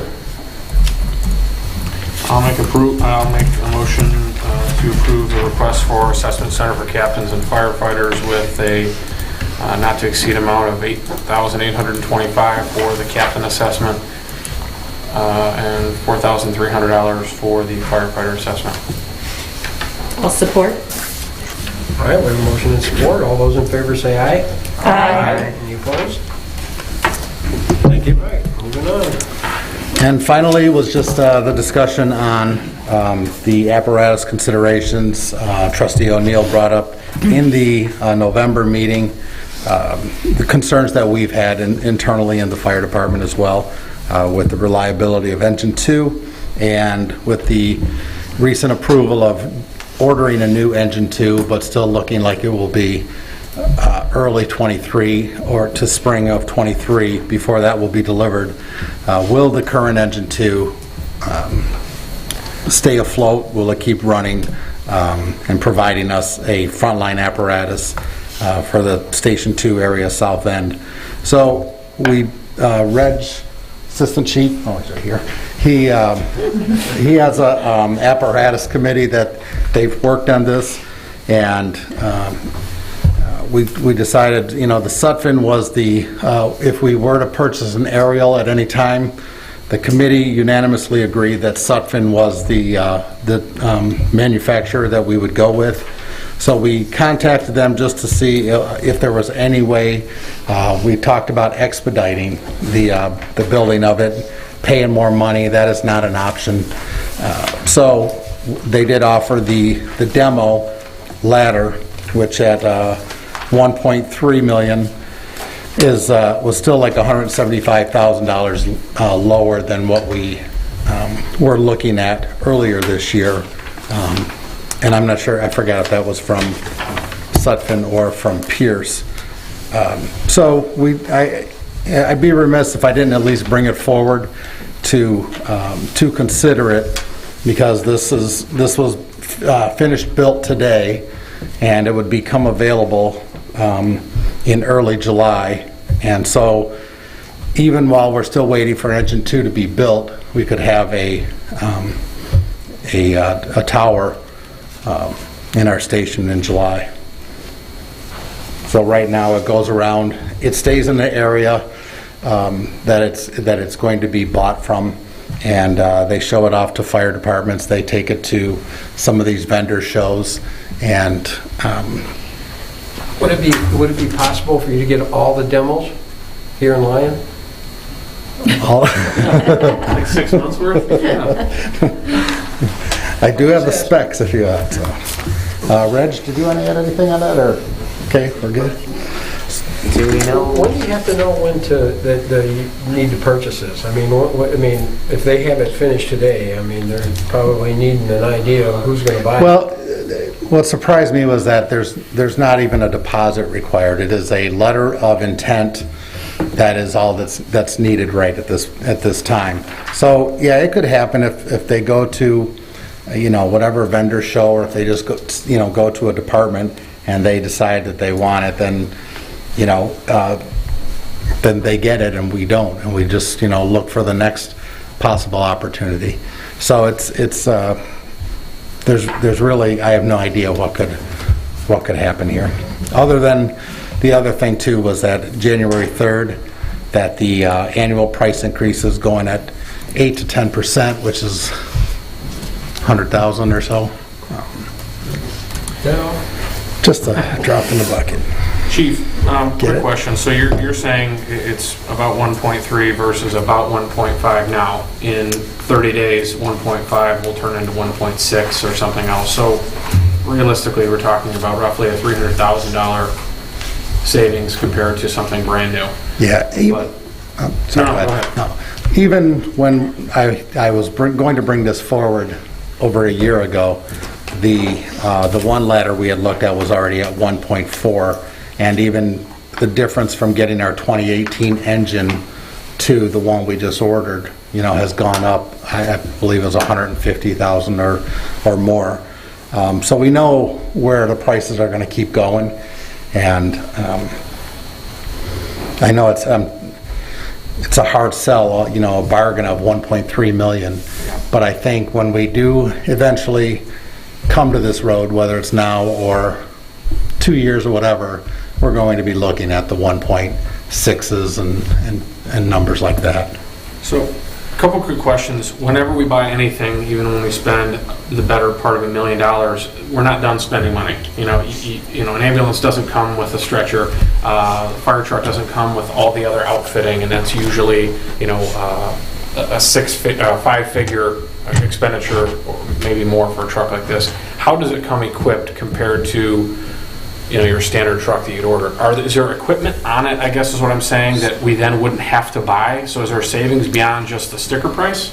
So what we did with this last engine purchase was we built everything in together. So there's the 90,000 of equipment that we added onto it. This is, we expect it to be around the 80,000 number. That is not part of this spec, correct? So this is just as is. So we would anticipate another $80,000 or $90,000 in July to finish the outfitting of this. Yeah, your equipment, communications, graphics. Okay, but that would be obviously anticipated. That would be in addition to whatever, all the pricing we've talked about. None of it included that, so. That's correct. Okay. Yep. And one more question. Warranty-wise, how will that work? I don't know how fire truck warranty. I'm guessing it's not a 3 or 36,000 mile warranty like my car from the factory. But how I know there's engine and drivetrain, there's chassis, there's all kinds of different. At least in some of the other trucks, different parts of the truck are warranted differently. Yeah. How would this work with it being a demo? And that's a great question. And I've asked. Those were the first questions I had as well. And what I was told was that they're going to bring that to us in better shape than a newer one, because it is going to, and again, it's not going to show up to us with 20,000 miles on it. Reg, I'm gonna. Yeah. So what they explained to me is when you buy anything you buy, even a new car, you go out and you drive around for a little while, you're going to find little glitches with it. They're going to have all those problems worked out for us, and for some reason, if anything does happen to the apparatus while it's out being demoed, they will take care of everything, repair everything, anything that's needed. So the truck will actually be better than if we took delivery of it brand new, because they're going to work out all the bugs and gremlins in the apparatus before we even see it upon arrival on our plate. Okay, so my hunch is that all your vehicles have a pretty good maintenance history, like a log that goes with them, like a log book or something. So we would get that and we'd be able to see what kind of maintenance, what kind of repairs were performed on that truck when we get it. So you have a good idea of what they've worked on. Is that fair to say? Okay. What wasn't your question, Sean? Is it as is, or is there warranty? No, there is a warranty. Yeah, there is going to be a warranty as a new vehicle. It's just, like I said. Is it ladder to siren? Yeah. Bumper to bumper. Yeah, right, yes. That was a good one. Yes. Actually, I did have one more question that I asked you, and that I don't know that you could answer. I don't know that any of us can answer it, but I'm jumping ahead a little bit. This is a lot of money, and obviously we're a growing community, and when I think about the Grand River Corridor and some of those gigantic buildings, you're never going to reach the roof of those buildings with a ladder, and and there's a whole list of reasons why a community like ours might need something like this. But if we are to move ahead with it, my question to you was, can we use ARPA funds? We were given $2.2 million that we didn't ask for to be used for community purposes. No, you cannot. So we know we cannot, because I understood there were a couple fire departments that had tried to purchase vehicles with. We were told in two, I was in two classes that you cannot. I don't believe so. I don't think you can No, use it. I think somebody even asked that at our treasurer's. And that was my impression too. I did not believe you could. I believe there's been a couple of departments that have put in the request, and I don't know if they're doing it under resilience or whatever it was. But I still don't know that they were approved or, so I don't have that information. I was surprised when I heard there was a request based on those funds. Isn't this water infrastructure? It uses water, yes, that's true. And I guess I bring it up only because, perhaps it warrants maybe even, some further investigation, because it's $2.2 million we didn't ask for that just sort of arrived at our doorstep. And right now, this is a huge expense, but this benefits every single resident, every single taxpayer in the township. And there aren't a ton of things that we might be able to do for ARPA that could achieve that. And so to me, it seems like if it were found to be a possibility, my preference would be to use those funds. I mean, we would still have money left, or we'd still have almost $1 million left over, or $900,000 left over to use toward other things. But it seems like, in my estimation, it'd be a really good thing to use that money for if we could. But yeah, and we are trying to chase that down and explore the options, because I know it's kind of out of the blue. And but the one thing I tried to reiterate in this memo was that it gives us engine 1 from 18, engine 2 and 20. It gives us 3 frontline apparatus for into the 2030s. Let's just say that for 15 to 20 years. So it really sets us up well for the future, and the ISO as well, I believe. So I know the answer to this already, but, for understanding a ladder truck, we don't have one, so we are dependent on the City of South Lyon as our usual request for a ladder, or from Novi. Is that, That's correct, or Milford. And I guess what I look at and we've said this before, or I've said this before about the benefit of a ladder, is that we've got the Grand River Corridor, we've got these larger buildings, we've had zoning appeal requests for bigger signs because the buildings on Grand River are bigger than they were 10, 15 years ago. So it's a trend as far as the size of some of these buildings getting bigger and bigger. And I guess I don't really feel comfortable, like South Lyon is not a 24-hour fire department. Is that correct? So if there's a fire and we need a ladder at 2 o'clock in the morning, somebody from the City of South Lyon has to get to the City of South Lyon fire station and then respond with their ladder to our fire. Is that? I'm not quite sure what their 24-hour staffing is, but it would be upon them to let us know if they have someone available, and then we go to the next community, such as Novi, to provide a ladder, whatever the resources are. But we keep talking about the commercial, but I would also say the residential, the size of our residential homes as well. is a concern even across the street. A couple years ago, we had to call in South Lyon, a home under construction, and we couldn't get to the injured worker on the second floor. They hadn't built a stairway yet, and so we had to call them for a ladder to get up there. Now that's that's not the justification for $1 million truck, but the residential aspect is important on this as well. So as far as South Lyon, I think they just ordered a new ladder. So, but yeah, we are dependent on our neighboring communities. So my guess would then be that our response time with a ladder, with an aerial apparatus, is increased because we're depending on either Novi, Milford, or South Lyon for them to get their people to bring their equipment to us. Would that be an accurate statement? I believe so, and I believe that's why your ISO score, it's if you have a ladder truck available within 1.5 miles, in your response district, then you get a certain number of points, and we're only 3.4 percentage points away from a Class 3 or a Class 4 right now. So staffing, apparatus, ladder truck, all of that helps our community score. How many points? 1.3? 3.4. Oh, 1.3. I'm going to say, we're 1.3 away. Yeah, that's,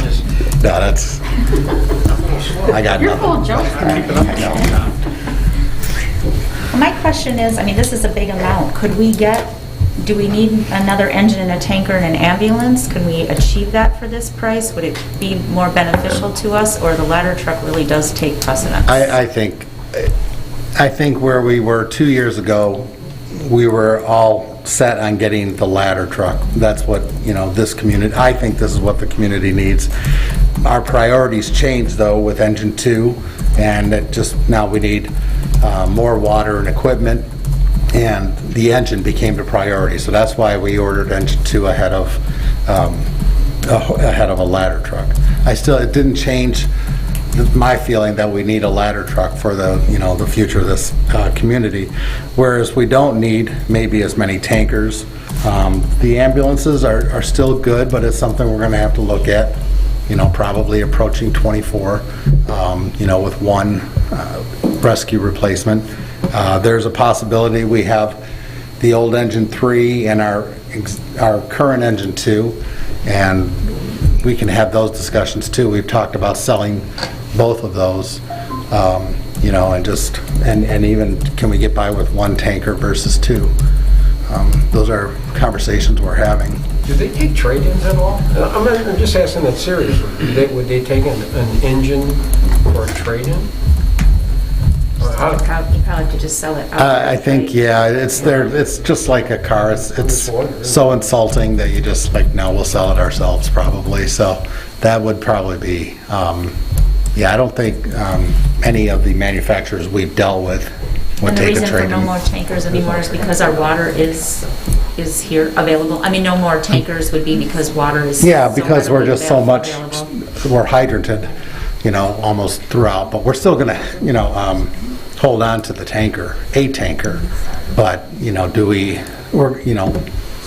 where are we going to put all the apparatus too, as far as the size of a ladder. And will a ladder fit in our station? It will fit in Station 1. Okay. And that's the only place that we'd really consider it going. Yeah. Unless you build a third fire station, that's fine.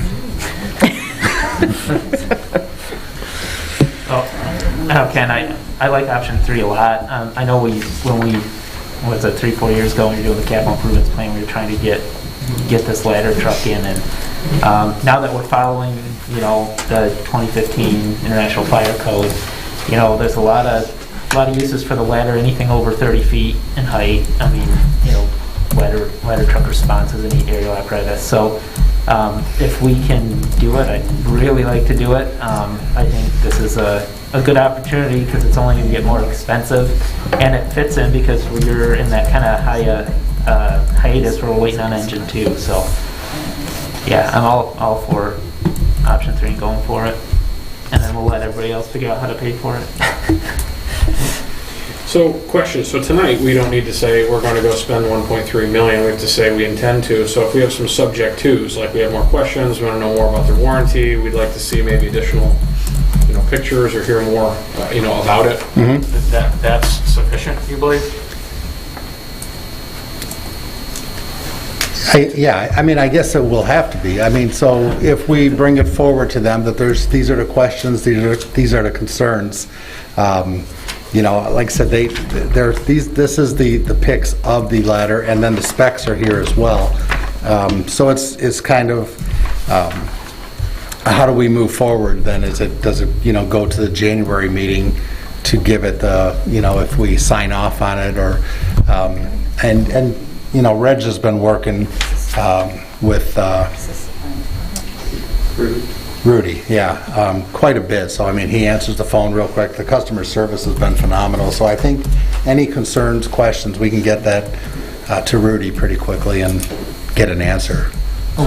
With the price increase on January 3rd, if we don't do something tonight, unless we have like a special meeting over the next 3 weeks, I guess I just don't want to miss out before the Will it still price really hike. increase if it's made now? Yes. This is the deal. It'll be based on the sale of the truck, so if it's not sold before the first of the year, they will price increase it. And that's why, too, I think if we get the letter of intent tonight, then it locks us in at that pricing, correct? That's correct. Right. And I really think, too, I know we're almost 100% sure that we can't spend ARPA funds, but I'd really love to just ask the question to someone, even if we think we know the answer, just to be sure.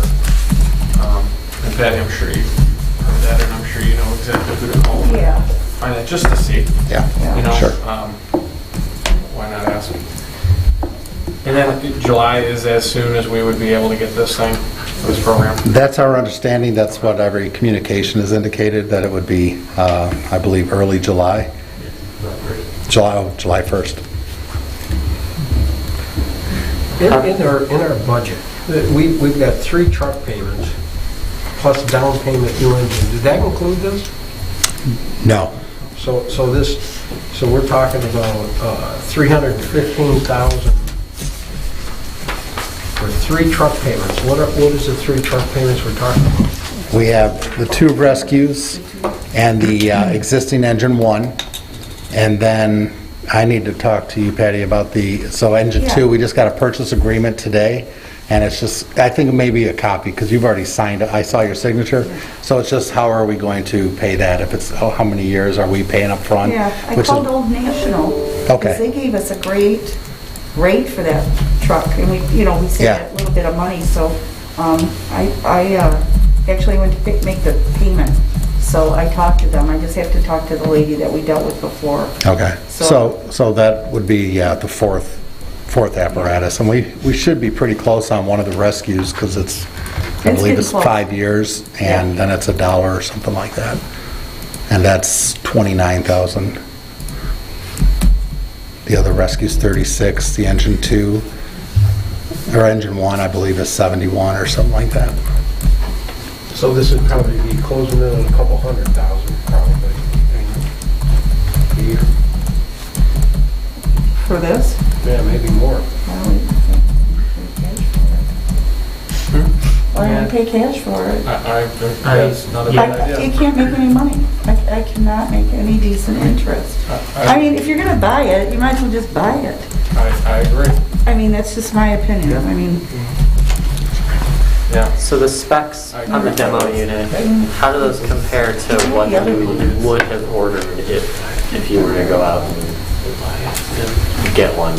And I'm going to let Reg talk to that, because that's why we also went for it too, because it was so close to the specs. That's exactly for that reason. When we started looking at this one, does it have all the bells and whistles that we were looking for? No, it doesn't, but the items that are important, like the size of the engine, it's got the largest engine Cummins makes, and something offers. It's got larger transmission. All of the stuff that you want your apparatus to have coming out, it has all the priority items. So a lot of the luxury things, maybe some additional lighting here and there, those types of things, maybe nicer seats. But the nuts and bolts of the truck are going to be strong and durable, is what we were concerned about. It's got the nice pump. It's got it's actually a 2,000 GPM pump rated for 1,500 PSI, so it's got a great pump in it, and it's the aluminum Hux bolt suction ladder, 1,000-foot platform. It actually has the same monitors on the platform that we would have spec'd out. So it is very close. There's probably only a handful of items on that truck that we would have probably added other things to it, but for what we need, this would serve just fine, I believe. So you're, in your opinion, then the difference between what you would have liked to order and this is justified by the savings on this? Yeah. Okay. No doubt, yeah.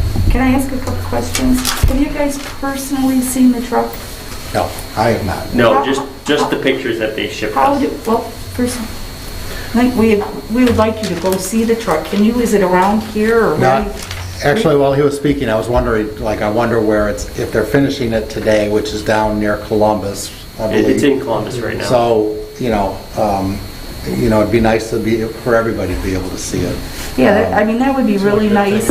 That bothers me, just for you to make sure you see it. Columbus is that truck. Yeah, and then the other thing that would bother me is just to know the warranty on it. What, I hate to just sign away when you don't know what the warranty is. It's a lot of money to spend, so Yeah. that's another thing. I think we can, other than, we'll figure out how to put eyes on it, but as far as getting the warranty information, I'm confident even tomorrow that we'd be able to have everything spelled out. Actually, it may already be in an email, but I need, we need to provide that. Okay, so let me so they're finishing the truck today. Correct. Yep. Then they'll put it in service, to take it places. Yeah. For 6 months, It's right? like it'll have a dealer plate. It's like a Right, dealership demo. Am I right? Yeah. And then we'll get custody of it, physical custody. Yeah.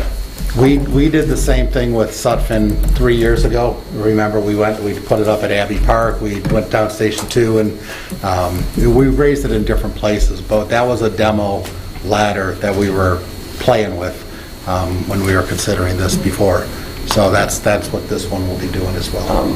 And just another, they did give us the full spec for this truck, so we've seen just as much of this truck than we have of any other apparatus that we've just bought on a whim. Or I should say whim, but any other time you buy an apparatus, you pay for it before you actually get the truck built. So like I said, leaf through the spec just like any other apparatus. So we know what to expect when it will be delivered, or what it should have and what it shouldn't have. And when we take delivery of it, we'll be able to do a full workup of the truck where we go item by item on the spec and make sure that everything that was supposed to be on it is there, and that we don't see any issues and everything is operational like the truck should be. So when you've got the savings off the sticker price plus the savings of, in theory, cutting off our never-ending expenses on our current engine upkeep that's on its way out, I mean, it sounds like this is a good deal. So I guess, I don't know how everybody else is sitting, but I guess what I'm wondering at this point is, are we good to agree to the intent, or do we need to wait and then have a special meeting? Because I'd hate to, if we're leaning towards doing this, I'd hate to wait until January and then pay an extra 8% or whatever. If I could just make one more point to what Reggie was talking about, we're way far ahead with this consideration because of what they're doing with Engine 2, and we've ordered it, but they still need to go over the spec sheets item by item, whereas the committee's time is already done as far as this apparatus is concerned, so it saves a lot of time, and again, we're not waiting for 22 months or 20 months to take delivery. So I think that's kind of another benefit. Would it be possible, I know that Patty said her two concerns were, one, she wanted to have eyes on it, and two, the warranty. If we tonight had a motion approved to authorize a letter of intent with the condition that it meets the warranty and the eyes on the truck as provided by the three executive board members, could we do that? And I support your motion. All right, I just made a really good motion, I guess. I mean, can we do that? Yeah, Patty and I were just talking about, we're approving the budget tonight, and if we do choose to, for at least at the moment, pay for this out of general fund, then we would want to change that and put that in the budget before we approve it in a little while. There is no money in the fire budget to pay for this. They're broke. And, I mean, They're broke. I mean, it is a general fund department. Plus, you think, Ken and Reggie, we put in an extra 100,000 for, because now you think about it, when you have to equip it, that cost is gonna go up. So, you said maybe 80-ish? 84.6 is what I've got. So maybe what we should, For price. so if we put 100, just to be safe, in our budget, Yep. you'll bring the real figures, but Oh, for sure. you figure if that would, That should be those fine. prices might go up too, Yep. so. So, I mean, the letter of intent and then the budget amendment tonight will get us to the next meeting, lock us in at the pricing and begin this process, and then we can have all of the exact dollars and anything else warranty related, just maybe in a package to put on January. Plus, will they let you go see it? I mean, I would like you Yeah. like you to. We can try to reach out to them, it might be a little hard. Or if for they the could first bring it up year. here, I don't, whatever, but. Keep the miles down, we gotta keep the miles down. I know, but it would, yeah, I'd feel So- better if you two actually If it's saw it. okay, it may just be him, because I Okay. probably Oh, won't that's be- right, yeah. I remember that, okay. So- Yeah, but, So Patty, John, and Michelle, if we did have a motion for a letter of intent, would you three feel comfortable to then have as that condition where it meets the three of your approval for the warranty and eyes on the truck through? Yep. I Assistant support your Chief? motion again. I didn't ask if it was all right with them to make that final decision, so I thought it'd be courteous, So I guess I just made a motion again. it makes logically financial sense. If we're gonna buy it, it makes sense to get this opportunity to save a lot of money. We're saving, with the increase, over $300,000, probably $375, $400,000 by doing it this way, with it being a demo and getting it with December pricing. Okay, quit selling it. We got a motion, and we have a support. Good job. Yeah. We have a motion and support. And this is to leave it to the three administrators to put the letter of intent together and Put the letter of intent the eyes together. on it, the warranty and all this stuff. Warranty and eyes on the truck. However that And then needs to be the phrased. actual from the general fund. approval of the expense will happen at the January meeting, right? Is that good with you? January What? meeting, you'll have all the numbers? Oh, yeah. We're just doing the letter of intent now with some Letter conditions, of then we'll have intent. actually it as agenda item for approval, the dollars We'll we're put the talking money about. in the fund And we'll tonight. put the money in the budget tonight, so it'll be there in January. All those in favor say aye. Aye. Wait, he has his finger up. Oh, Are you sorry. thinking? He's nervous. No. Twitch. Too late. I just want to You be, gotta go by. I just want to understand, like, when the letter of intent happens. It's scheduling kind of the eyes on it, or finding out the warranty information, because we'll have that this week. And Let's I take a just, field trip. and planning a field trip, okay. Field trip? And that's a communication with the three of you, or everyone, kind No, of. my motion said for the three executives to manage that final approval. If the Yeah. warranty is approved by them, or comfortable by them, then that's something to be Yeah, handled. I think those are simple things that I just want to, I don't want to delay the letter of intent. No, if- no. if it's- But, and I don't want to belabor this, but, obviously, schedule-wise, we're getting into a pretty rough time of the year to get down there. So my hope is that they're going to be understanding of this timing and give you time, so you don't have to do it by the January meeting. Maybe it's approved, maybe you can get down there in mid or late January. Yeah, we'll Let me find. ask you a question. Where's their demo? I mean, have they got this thing demo? I mean, would they do a demo here? The first demo? I don't know. I don't know if, Maybe they like I can said, find out and let that's if they Oh, actually that's- finish See today. if he'll answer the phone. If he doesn't answer, no deal. I had to go for a road trip tomorrow. Well, if they would do a demo here, then the whole board could get their eyes on it. Yeah, that would be ideal. I just don't know, and that's what I was thinking, but I don't know how their schedule works and if they've already got a plan for I shows. think we're good. I think we're good. Yeah, okay. Is everybody happy with that? Yeah, so the idea is we're going to give them a letter before January so we get the good pricing unless something drastically looks bad to you guys, right? Right. Okay. Thank you very much. It's got a broken light. I'm not doing it. Okay, we'll get it fixed. Thank you. All right, we're going to move on. We have a couple budget amendments for 2021. You guys get them? One of it's Carol's fault.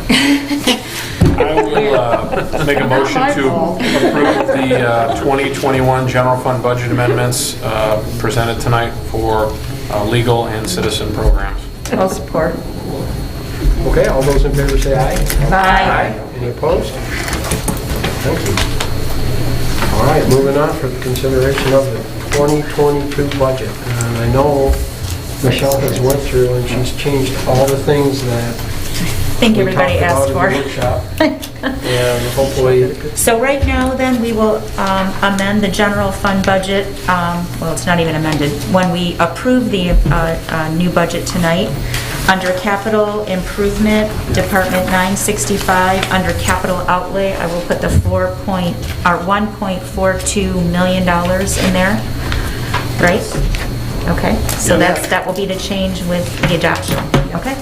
Michelle, what was that line item? It is under the general fund, last page, Department 956, or I'm sorry, 95065, capital improvement, 970.00, capital outlay. It is currently $0, and we are going to put in 1.42 million.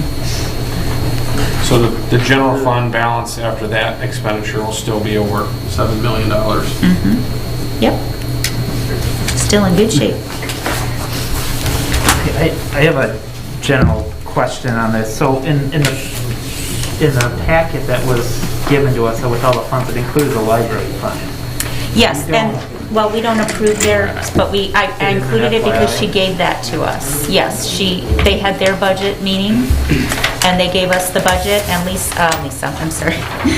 Lisa did it. But, no, Angie went through today and gave the same year-to-date totals for them, because the last time we did it, it was in September that we had year-to-dates for the library. Okay. So once Holly sent her our budget, I think she sent it on Thursday or Friday. So we updated it for you and put it in our format. Hers is a very small little sheet. That was just my clarification, that we don't actually approve that, it's just... No, it's just in here for your knowledge, so you have the We complete haven't seen it in a package. few years. Yeah, well, we like it because we still have to pay everybody, and we have to know where all their expenditures are coming out of. Okay. It's good to know. I had one quick question for you, Michelle, or John, or Patty. The fourth quarter water and sewer billings are not included on this, correct? Oh, we're just collecting them there. Collecting I mean, them. my bill isn't They're due not till the included, 21st. So that'll actually be in the audit, we'll see. So it'll actually be more favorable. I mean, it's favorable now, the things are in Oh, great yeah. shape, but it'll be more so the case. Yes, it will. Yep. And it was a good billing. Yeah. That was very good. Okay. But you're right. My bill will be in on time, per usual. That'll jack it up 2 times when we get yours in. Oh, boy. So on the police fund, we just tonight approved the new contract. Is that then- Those numbers are reflected, yeah. They're going to be reflected in the revised ones because they're different than the handout that was... No, you gave us those numbers already, right? Yeah, those numbers were based on a projection of 5.3% increase, so it came a little bit lower. Right, and the contract tonight was like 2.4%. I can make those changes. Oh, so it's different than this? It is. It was a little bit lower. Yeah, it was Oh, lower. lower. Okay, yeah, I prefer to. It's lower. This is This good, is a it's got budget, padding. so- It's got padding, as long Need as a it's not budget. over. I'd rather have it high. special board meeting. Right, but I just want to make sure it was all... Yeah, I knew we weren't over this. All the funds are very healthy. We're in very good shape. Here's the township. Thank you to the supervisor, clerk, and treasurer for all your work with everything and all the departments as well. It's always nice to have all this information and have the workshop that we have, so we have, for the 4 of us who aren't here every day, have the clarity in the discussion, so. As soon as they're adopted, or if and when they get adopted, we will make sure you get the adopted copy for your records. Carol, to everybody, I'll send them to everybody. So, yeah, thank you guys, and thank you guys. I still have some more just questions on here, just on some of the items that might not be right up. So, in the fire department fund, fire fund 707-002, the cost of living increase is more than what we had discussed. Is that? These were the numbers taken for the union, correct? Sorry, 707-002. Yes. So what happened was, the union we have to approve, or what has gone to negotiations for the union are the new dollar amounts that were put in. Right, Ken? I mean, you gave me those numbers just Friday, Thursday, whatever day I sent this out, we had the union numbers that if it's ratified or approved or agreed upon. So These were the numbers that the union... So proposed 22 is what we believe is what's going to come out of the negotiations. Correct. Yep. Okay. Well, that answers. Yep. That answers that question. And I think if I could jump just to the building, building department fund, we had line 805,002. We were engineering. Yeah, that's gonna be. I thought we increased that to 30,000. It had been 30. We didn't spend anything, so. Is that what? I thought that was because of. I think Leslie, you had to. Like plot plan review sometimes, Yeah. drainage stuff, Yeah, that kind of because it's 5. thing. Do you want that to reflect 30? There was something that you said that you thought you had been billing them for, but... Yeah, I thought the 5 was low. Right. I thought that was going to get increased. Okay. I'll make that change.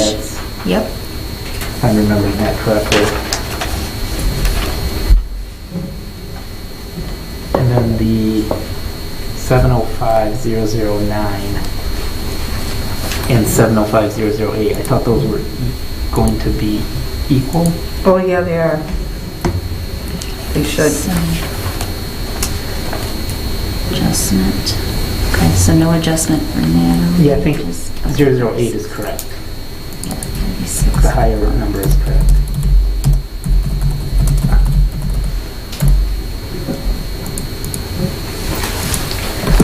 And they're not getting the adjustment, they're just getting the 4%. Okay. So I think both of those were going to be 37,100, right? Yes. Okay.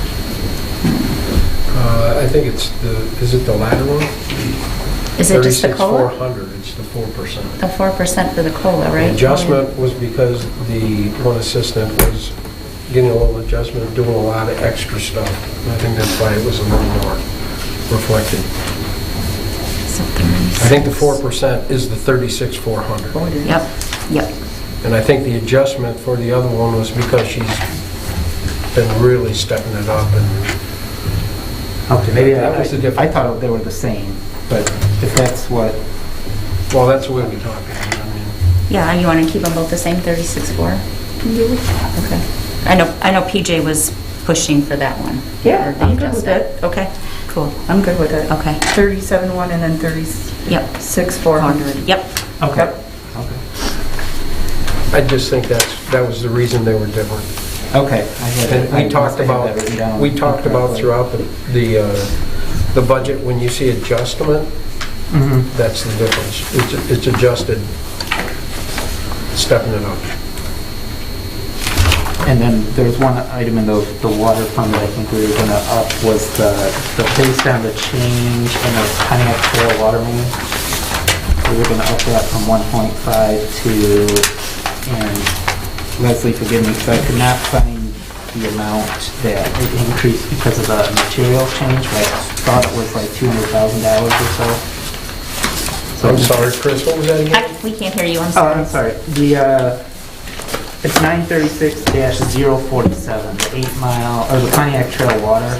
Oh, yeah, okay. Yes. That was gonna go up because of the material type change. Right, because of Eagle's review. But I thought we did take that up. I thought that was like 1.3, and we took it to 1.5 because there was a... Oh, yeah, that's right. I thought it was 1.5, was going to 1.7. No, I think it was 1.3, and then it was a couple $100,000 difference to bore. Right. Some different pipe. Yeah, right, Eagle required a different pipe material because of some contaminated I mean, soils. if you want to raise that, but I'll tell you, I think that there's a few connections that we talked about earlier that I'd like to talk about coming up in the future here. There's some places that we need some loops. Yes. And I'd like to talk about them, but not right now. Is your budget amount 1.5 for that one? Yep. 1.5, just for fire. I think that one's probably fine. You think it's fine? Okay. I know overall it was 2 million, so we're still. Right. Yeah, we took it down. Yeah. So this is okay. If you want to take that up a little more for different ones, I mean, I have no problem with that. It's a pretty healthy It's project. up to Leslie. It's I guess that's. I mean, right now, I have it estimated at 1.4 with the material changes equal required. So typically, I think on this one, I recommended a 20% contingency because it's directional drilling, and that makes me a little nervous because you can't see underground. But $100,000, a healthy buffer. If you want to go up a little bit more, just so the projects, it really doesn't matter to me. I think the worst case is, I don't even think you have to amend that budget because overall you're going to be fine. Yeah, I think we're pretty close. Yeah. Okay. Whatever you guys want. And then this might be another one that I might have misnoted, but on the general fund, the accounting department 201, I did the cost of living increase for 952,000. Oh, for Angie, did we just set her salary? Because she had been, Was she being? she was new, she came on new in April to the accounting. So it's Angie's department, 201, accounting. She's the accounting specialist, Angie M. So she's new, so that wouldn't reflect this one here. 952 zeros? Here. Yeah. Was that just a new set? It would be good for her, yeah. Yeah. Okay, so that wouldn't reflect the cost of living because they're a new hire?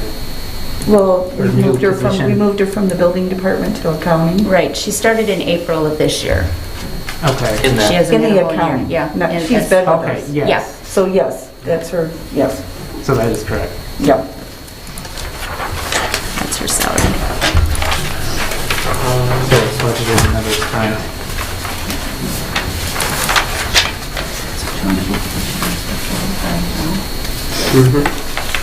I guess I would like to ask if I could increase, I have a full-time second person in my department, so an assistant, deputy assistant at 703-001, and I would like to put that at 45. I need somebody that has a little bit of accounting in that department. And Michelle, you have the same kind of person budgeted for you, right? Election, yeah. I think you should both use that number to allow you to, Yep. more broadly Get some hire someone with people. experience. Okay, I mean, that's just my opinion, but. thank you, greatly appreciated, it will help. It will help.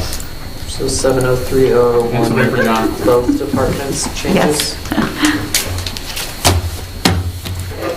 John, I am going to ask though, I mean, do you need you don't have an assistant in your department, and that's unique to full-time supervisors in this county. I don't know another full-time supervisor that does not have an assistant. What are your thoughts? I had a long talk with Mr. Chris Barnett this morning.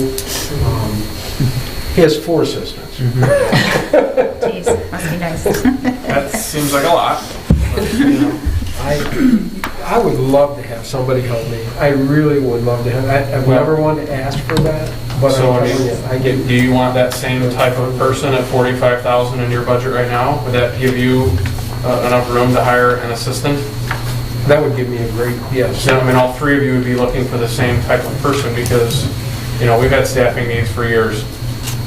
And we're able to address them now, and I think they're serving residents, so. Is it, in the case of the supervisor office though, like we have deputy level for the other 2. I mean, do you want the assistant or do you want an actual deputy? Good question. Yeah, I had a deputy, but he got tied up into the sewer and water, and he's doing an amazing job there. And I'm telling you, she worked very well with me. But I think an assistant would be all I would need. Just somebody to assist me in some of the phone calls, the daily phone calls. I mean, is there any difference, like legally, between the two? Or is it just a difference in what we're saying, the level of the position that I we're think the paying? difference between a deputy and a assistant is the deputy goes with the next board, and they don't have to keep the deputy. Right. If a supervisor gets changed, They can they don't pick have their to own. keep the deputy, whereas the employee stays The assistant as an assistant. And I'd rather have somebody be more comfortable at a job in the future than have to leave if I leave. Right. Plus, by law, John can choose that, Michelle and I cannot. We are required by law to have a deputy. He is not. Yes, And that is true. he doesn't, and that's because we have the money and the records.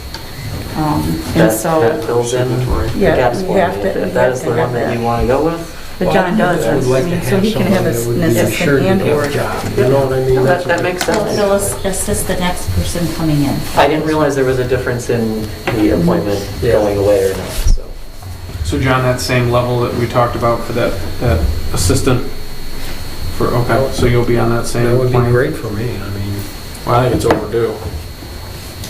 I'll tell you, there's a lot of meetings that I like to go to that I really can't because there's just a lot going on. Right. That would be great, everybody. Thank you for that. So that's going in. So we'll just have to add that in. Michelle's Yes, and we'll- feverishly we'll scribbling. adopt. I did, I got all my notes. Department 410, Planning and Zoning, we had talked about the potential to hire a full-time planner too, and we increased that dollar amount to 80,000 to 70. Yes, we did. Oh, we did? Sorry, I don't have that note. 80? 80K? Okay.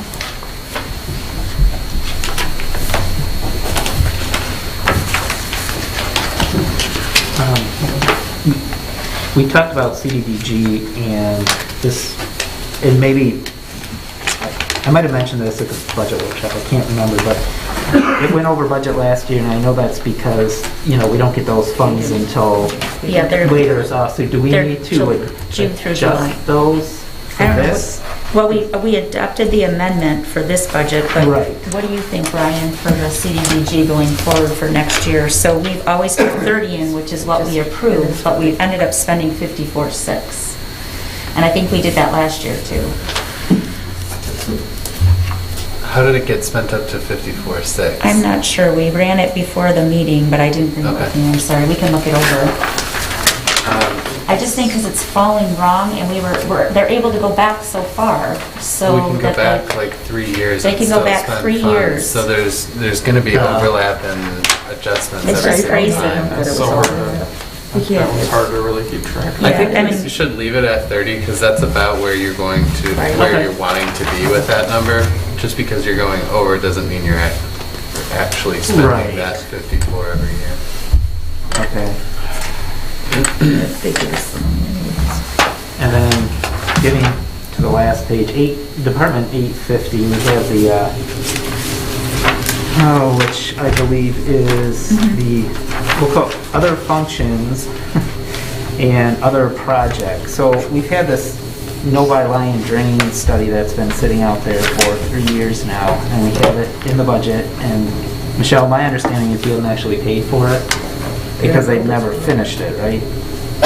Correct. So I guess, I don't know what we can do to light a fire under the drain commissioner's office or the consulting engineer on that to get that finished so we can actually see what we need to do to update some of the stormwater infrastructure. So I can give a comment on that because I did get an update from WRC. And they've estimated that the drain cleanout cost will be $7.5 million. So I just got an update from them on that. I don't think that they've charged the township for any of the study. I believe the drainage district has paid for that. So the county, I think, has, because I've never seen anything. I've seen a couple of drafts, but I know that they've got a lot going on, and we've been interfacing with them more regarding New Hudson Drain because that's project's moving along. And so most of our time with the county has been spent on that. But I can give you like for a project, that's what they're estimating right now.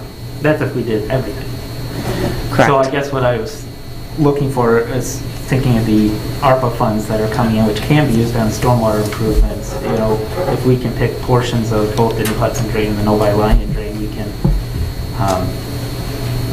keep those top of mind and resolve some of these flooding issues that we keep getting. So.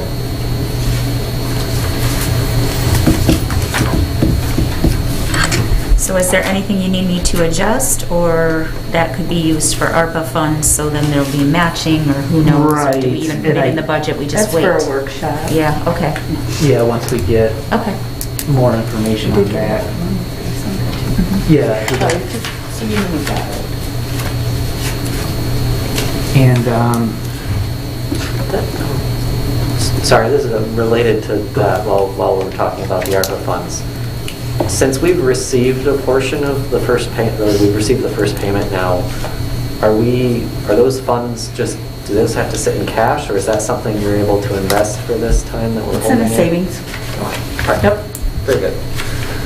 Because that's not an insignificant chunk of cash to just be. Well, and one other thing, this bottom line in the general fund reflects $1 billion of that too. So remember that when you're looking at what's left there.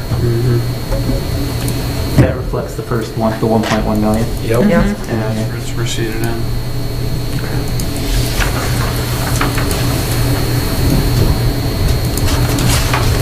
Michelle, I have a question for you.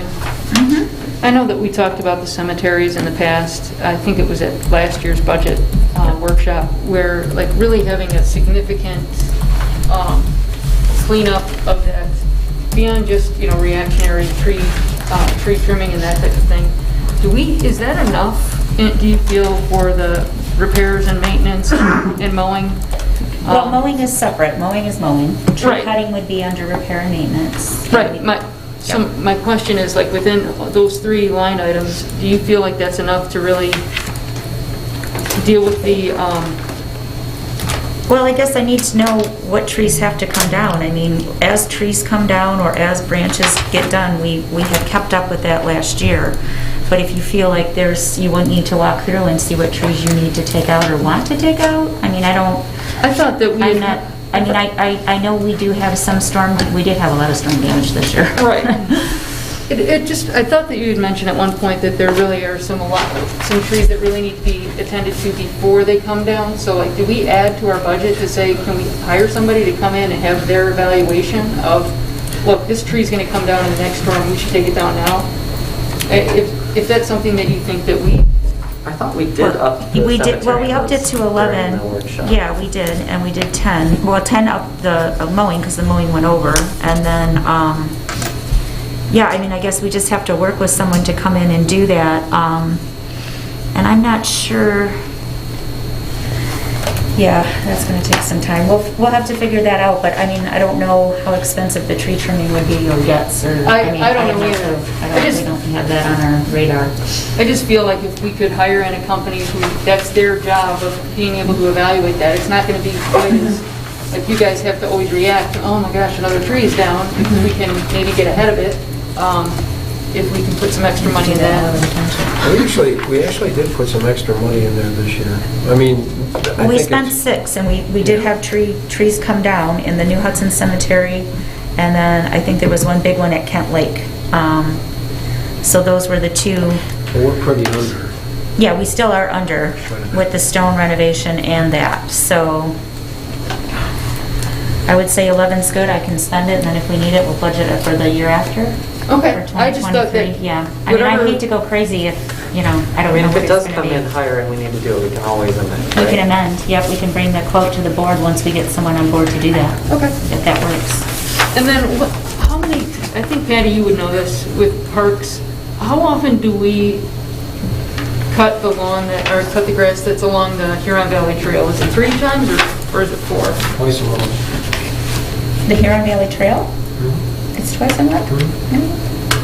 No. With the big arms? Big arms? It's only once a month. No, you're talking, we keep the actual grass Oh. on both sides cut twice a month. The hatchet that comes in for the sides, once a year.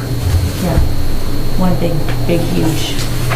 You're talking about the brush cut Yeah, back cuts it line back to versus the fence. just the median mowing. Yeah, but we mow it twice a month. We mow the sides to keep the grass back. Okay. But that hatchet mower comes in once a year. Just lines it up.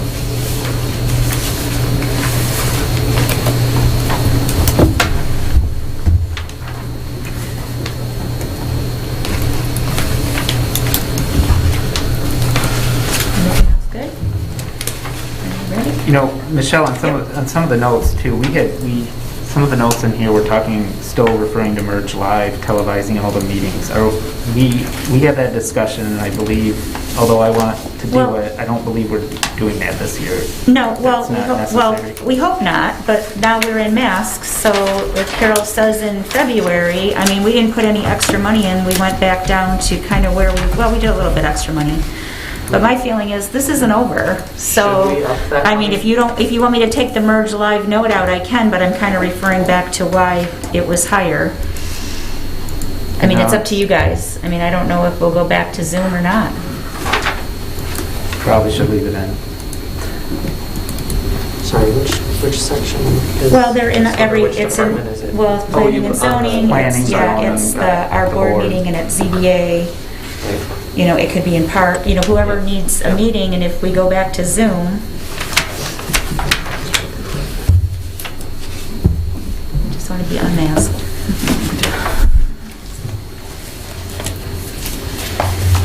Yeah, I don't know what winter's going to bring. Are we ready? I hope so. Can I just approve all the budgets in one? Or do I have to? Yep, we did it Yeah, last you year. can that do way, one yeah. motion. Go to the amendments discussed. Yep. Yeah. I'll make a motion to approve the budgets presented by the clerk's office with the amendments that were noted by the township board for the approval of the 2022 budget year. Support. All right, we have a motion and support. All those in favor say aye. Aye. Any opposed? Okay, moving on. Resolution 2021-27 approving opting into the opioid litigation settlement. Does everyone understand that? Yeah, my associate provided the letter to you explaining what this is all about. Hard to say if you'll get any real money, but you have to opt in and you have to do it now if you want to be considered. I'll make a motion that we approve resolution 2021-27. Support. With motion and support, all those in favor say aye. Aye. Any opposed? Does anyone object to doing 13 before we do 12? Let's do that quickly. Yeah, that's what I was. That's an All right, idea. Emma, what are your questions? Oh, sorry, John, you're chairing the meeting. All right, Emma, what's your question? No, just on and Michelle, I apologize, I didn't look at this before. That's but okay. Just lines 203 and 204 should remove Mr. Law. 203 and 204, okay. Yeah, it says Mr. Loughran when referring to Oh. the contaminated soils. I was the one who asked the question. Okay, so it should be Mr. Enlow. Yes. Thank you, I'll do that. I appreciate that. Okay. So with that, I'll make a motion to approve the meeting minutes as amended. I'll support. All those in favor say aye. Aye. Any opposed? All right. And then lumping 7, 8, 9, which are the stormwater management agreements, I guess it would be really nice to just see a very short one-page memo that basically lists them and says, yes, they did it, and there's no issues. I am following the advice of our attorney. What? The stormwater agreements are on the consent agenda Right. because Carol and I had communication that these should be formally adopted by the board, like the bills of sale, and we were not doing that. That's why you see a bunch of them on this agenda. Yes, and We use a standard stormwater management agreement for all of them.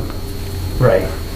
No, I agree. I guess because in the wording in those agreements, it says, maintenance reports must be issued to the township by December 30th of each year. So what would be neat is that, like in the January meeting, that you would just provide a memo that says, yes, they did it, and there are no issues. That way there's a- Oh, that's what you're looking for, the annual report, okay. Yeah, just so, it keeps them honest. And then if something is amiss, we can get it before it gets crazy. before all of a sudden a pond is silted in or something. Will we always get these after they're recorded, or would you prefer to get them prior to recording? We review them, Right. and then they're recorded after we approve them. Right. When do they come? But they're on our agenda. Some of them are from a year ago Because we weren't doing it before. Right. But Yeah. I'm just out of curiosity, will they come to us before they get recorded? It doesn't have to be that way because it's Okay. really a routine matter. Right. It's just a matter of you knowing about it and approving it. So. Okay, that was my comment, so I guess make a motion to approve the stormwater management agreements for number 7, 8, and 9. Support. All those in favor say aye. Aye. Any opposed? Okay. I'll make a motion, we move into a closed session to discuss pending litigation here on Billy Outfitters LLC versus Charter Township of Lyon, Oakland County Circuit Court Case number 20-179677-CK, in accordance with the Open Meetings Act MCL 15.268E, as an open meeting would have a detrimental effect on the position of the township. At 9:40 PM. 9:40 PM. I'll support. Motion and support. Could you please call this by roll? Yeah. Lisa Blades? Yes. Sean O'Neill? Yes. Michelle Cash? Yes. Christopher Enlow? Yes. Patricia Carcone? Yes. John Dolan? Yes. Robert Swan? Yes. Got it. Okay, we'll move. And I guess I would just note for the record, we will not be returning after the closed session for any formal motion on this matter. We'll simply be returning to adjourn the meeting Okay. for the public's benefit. Thank you. So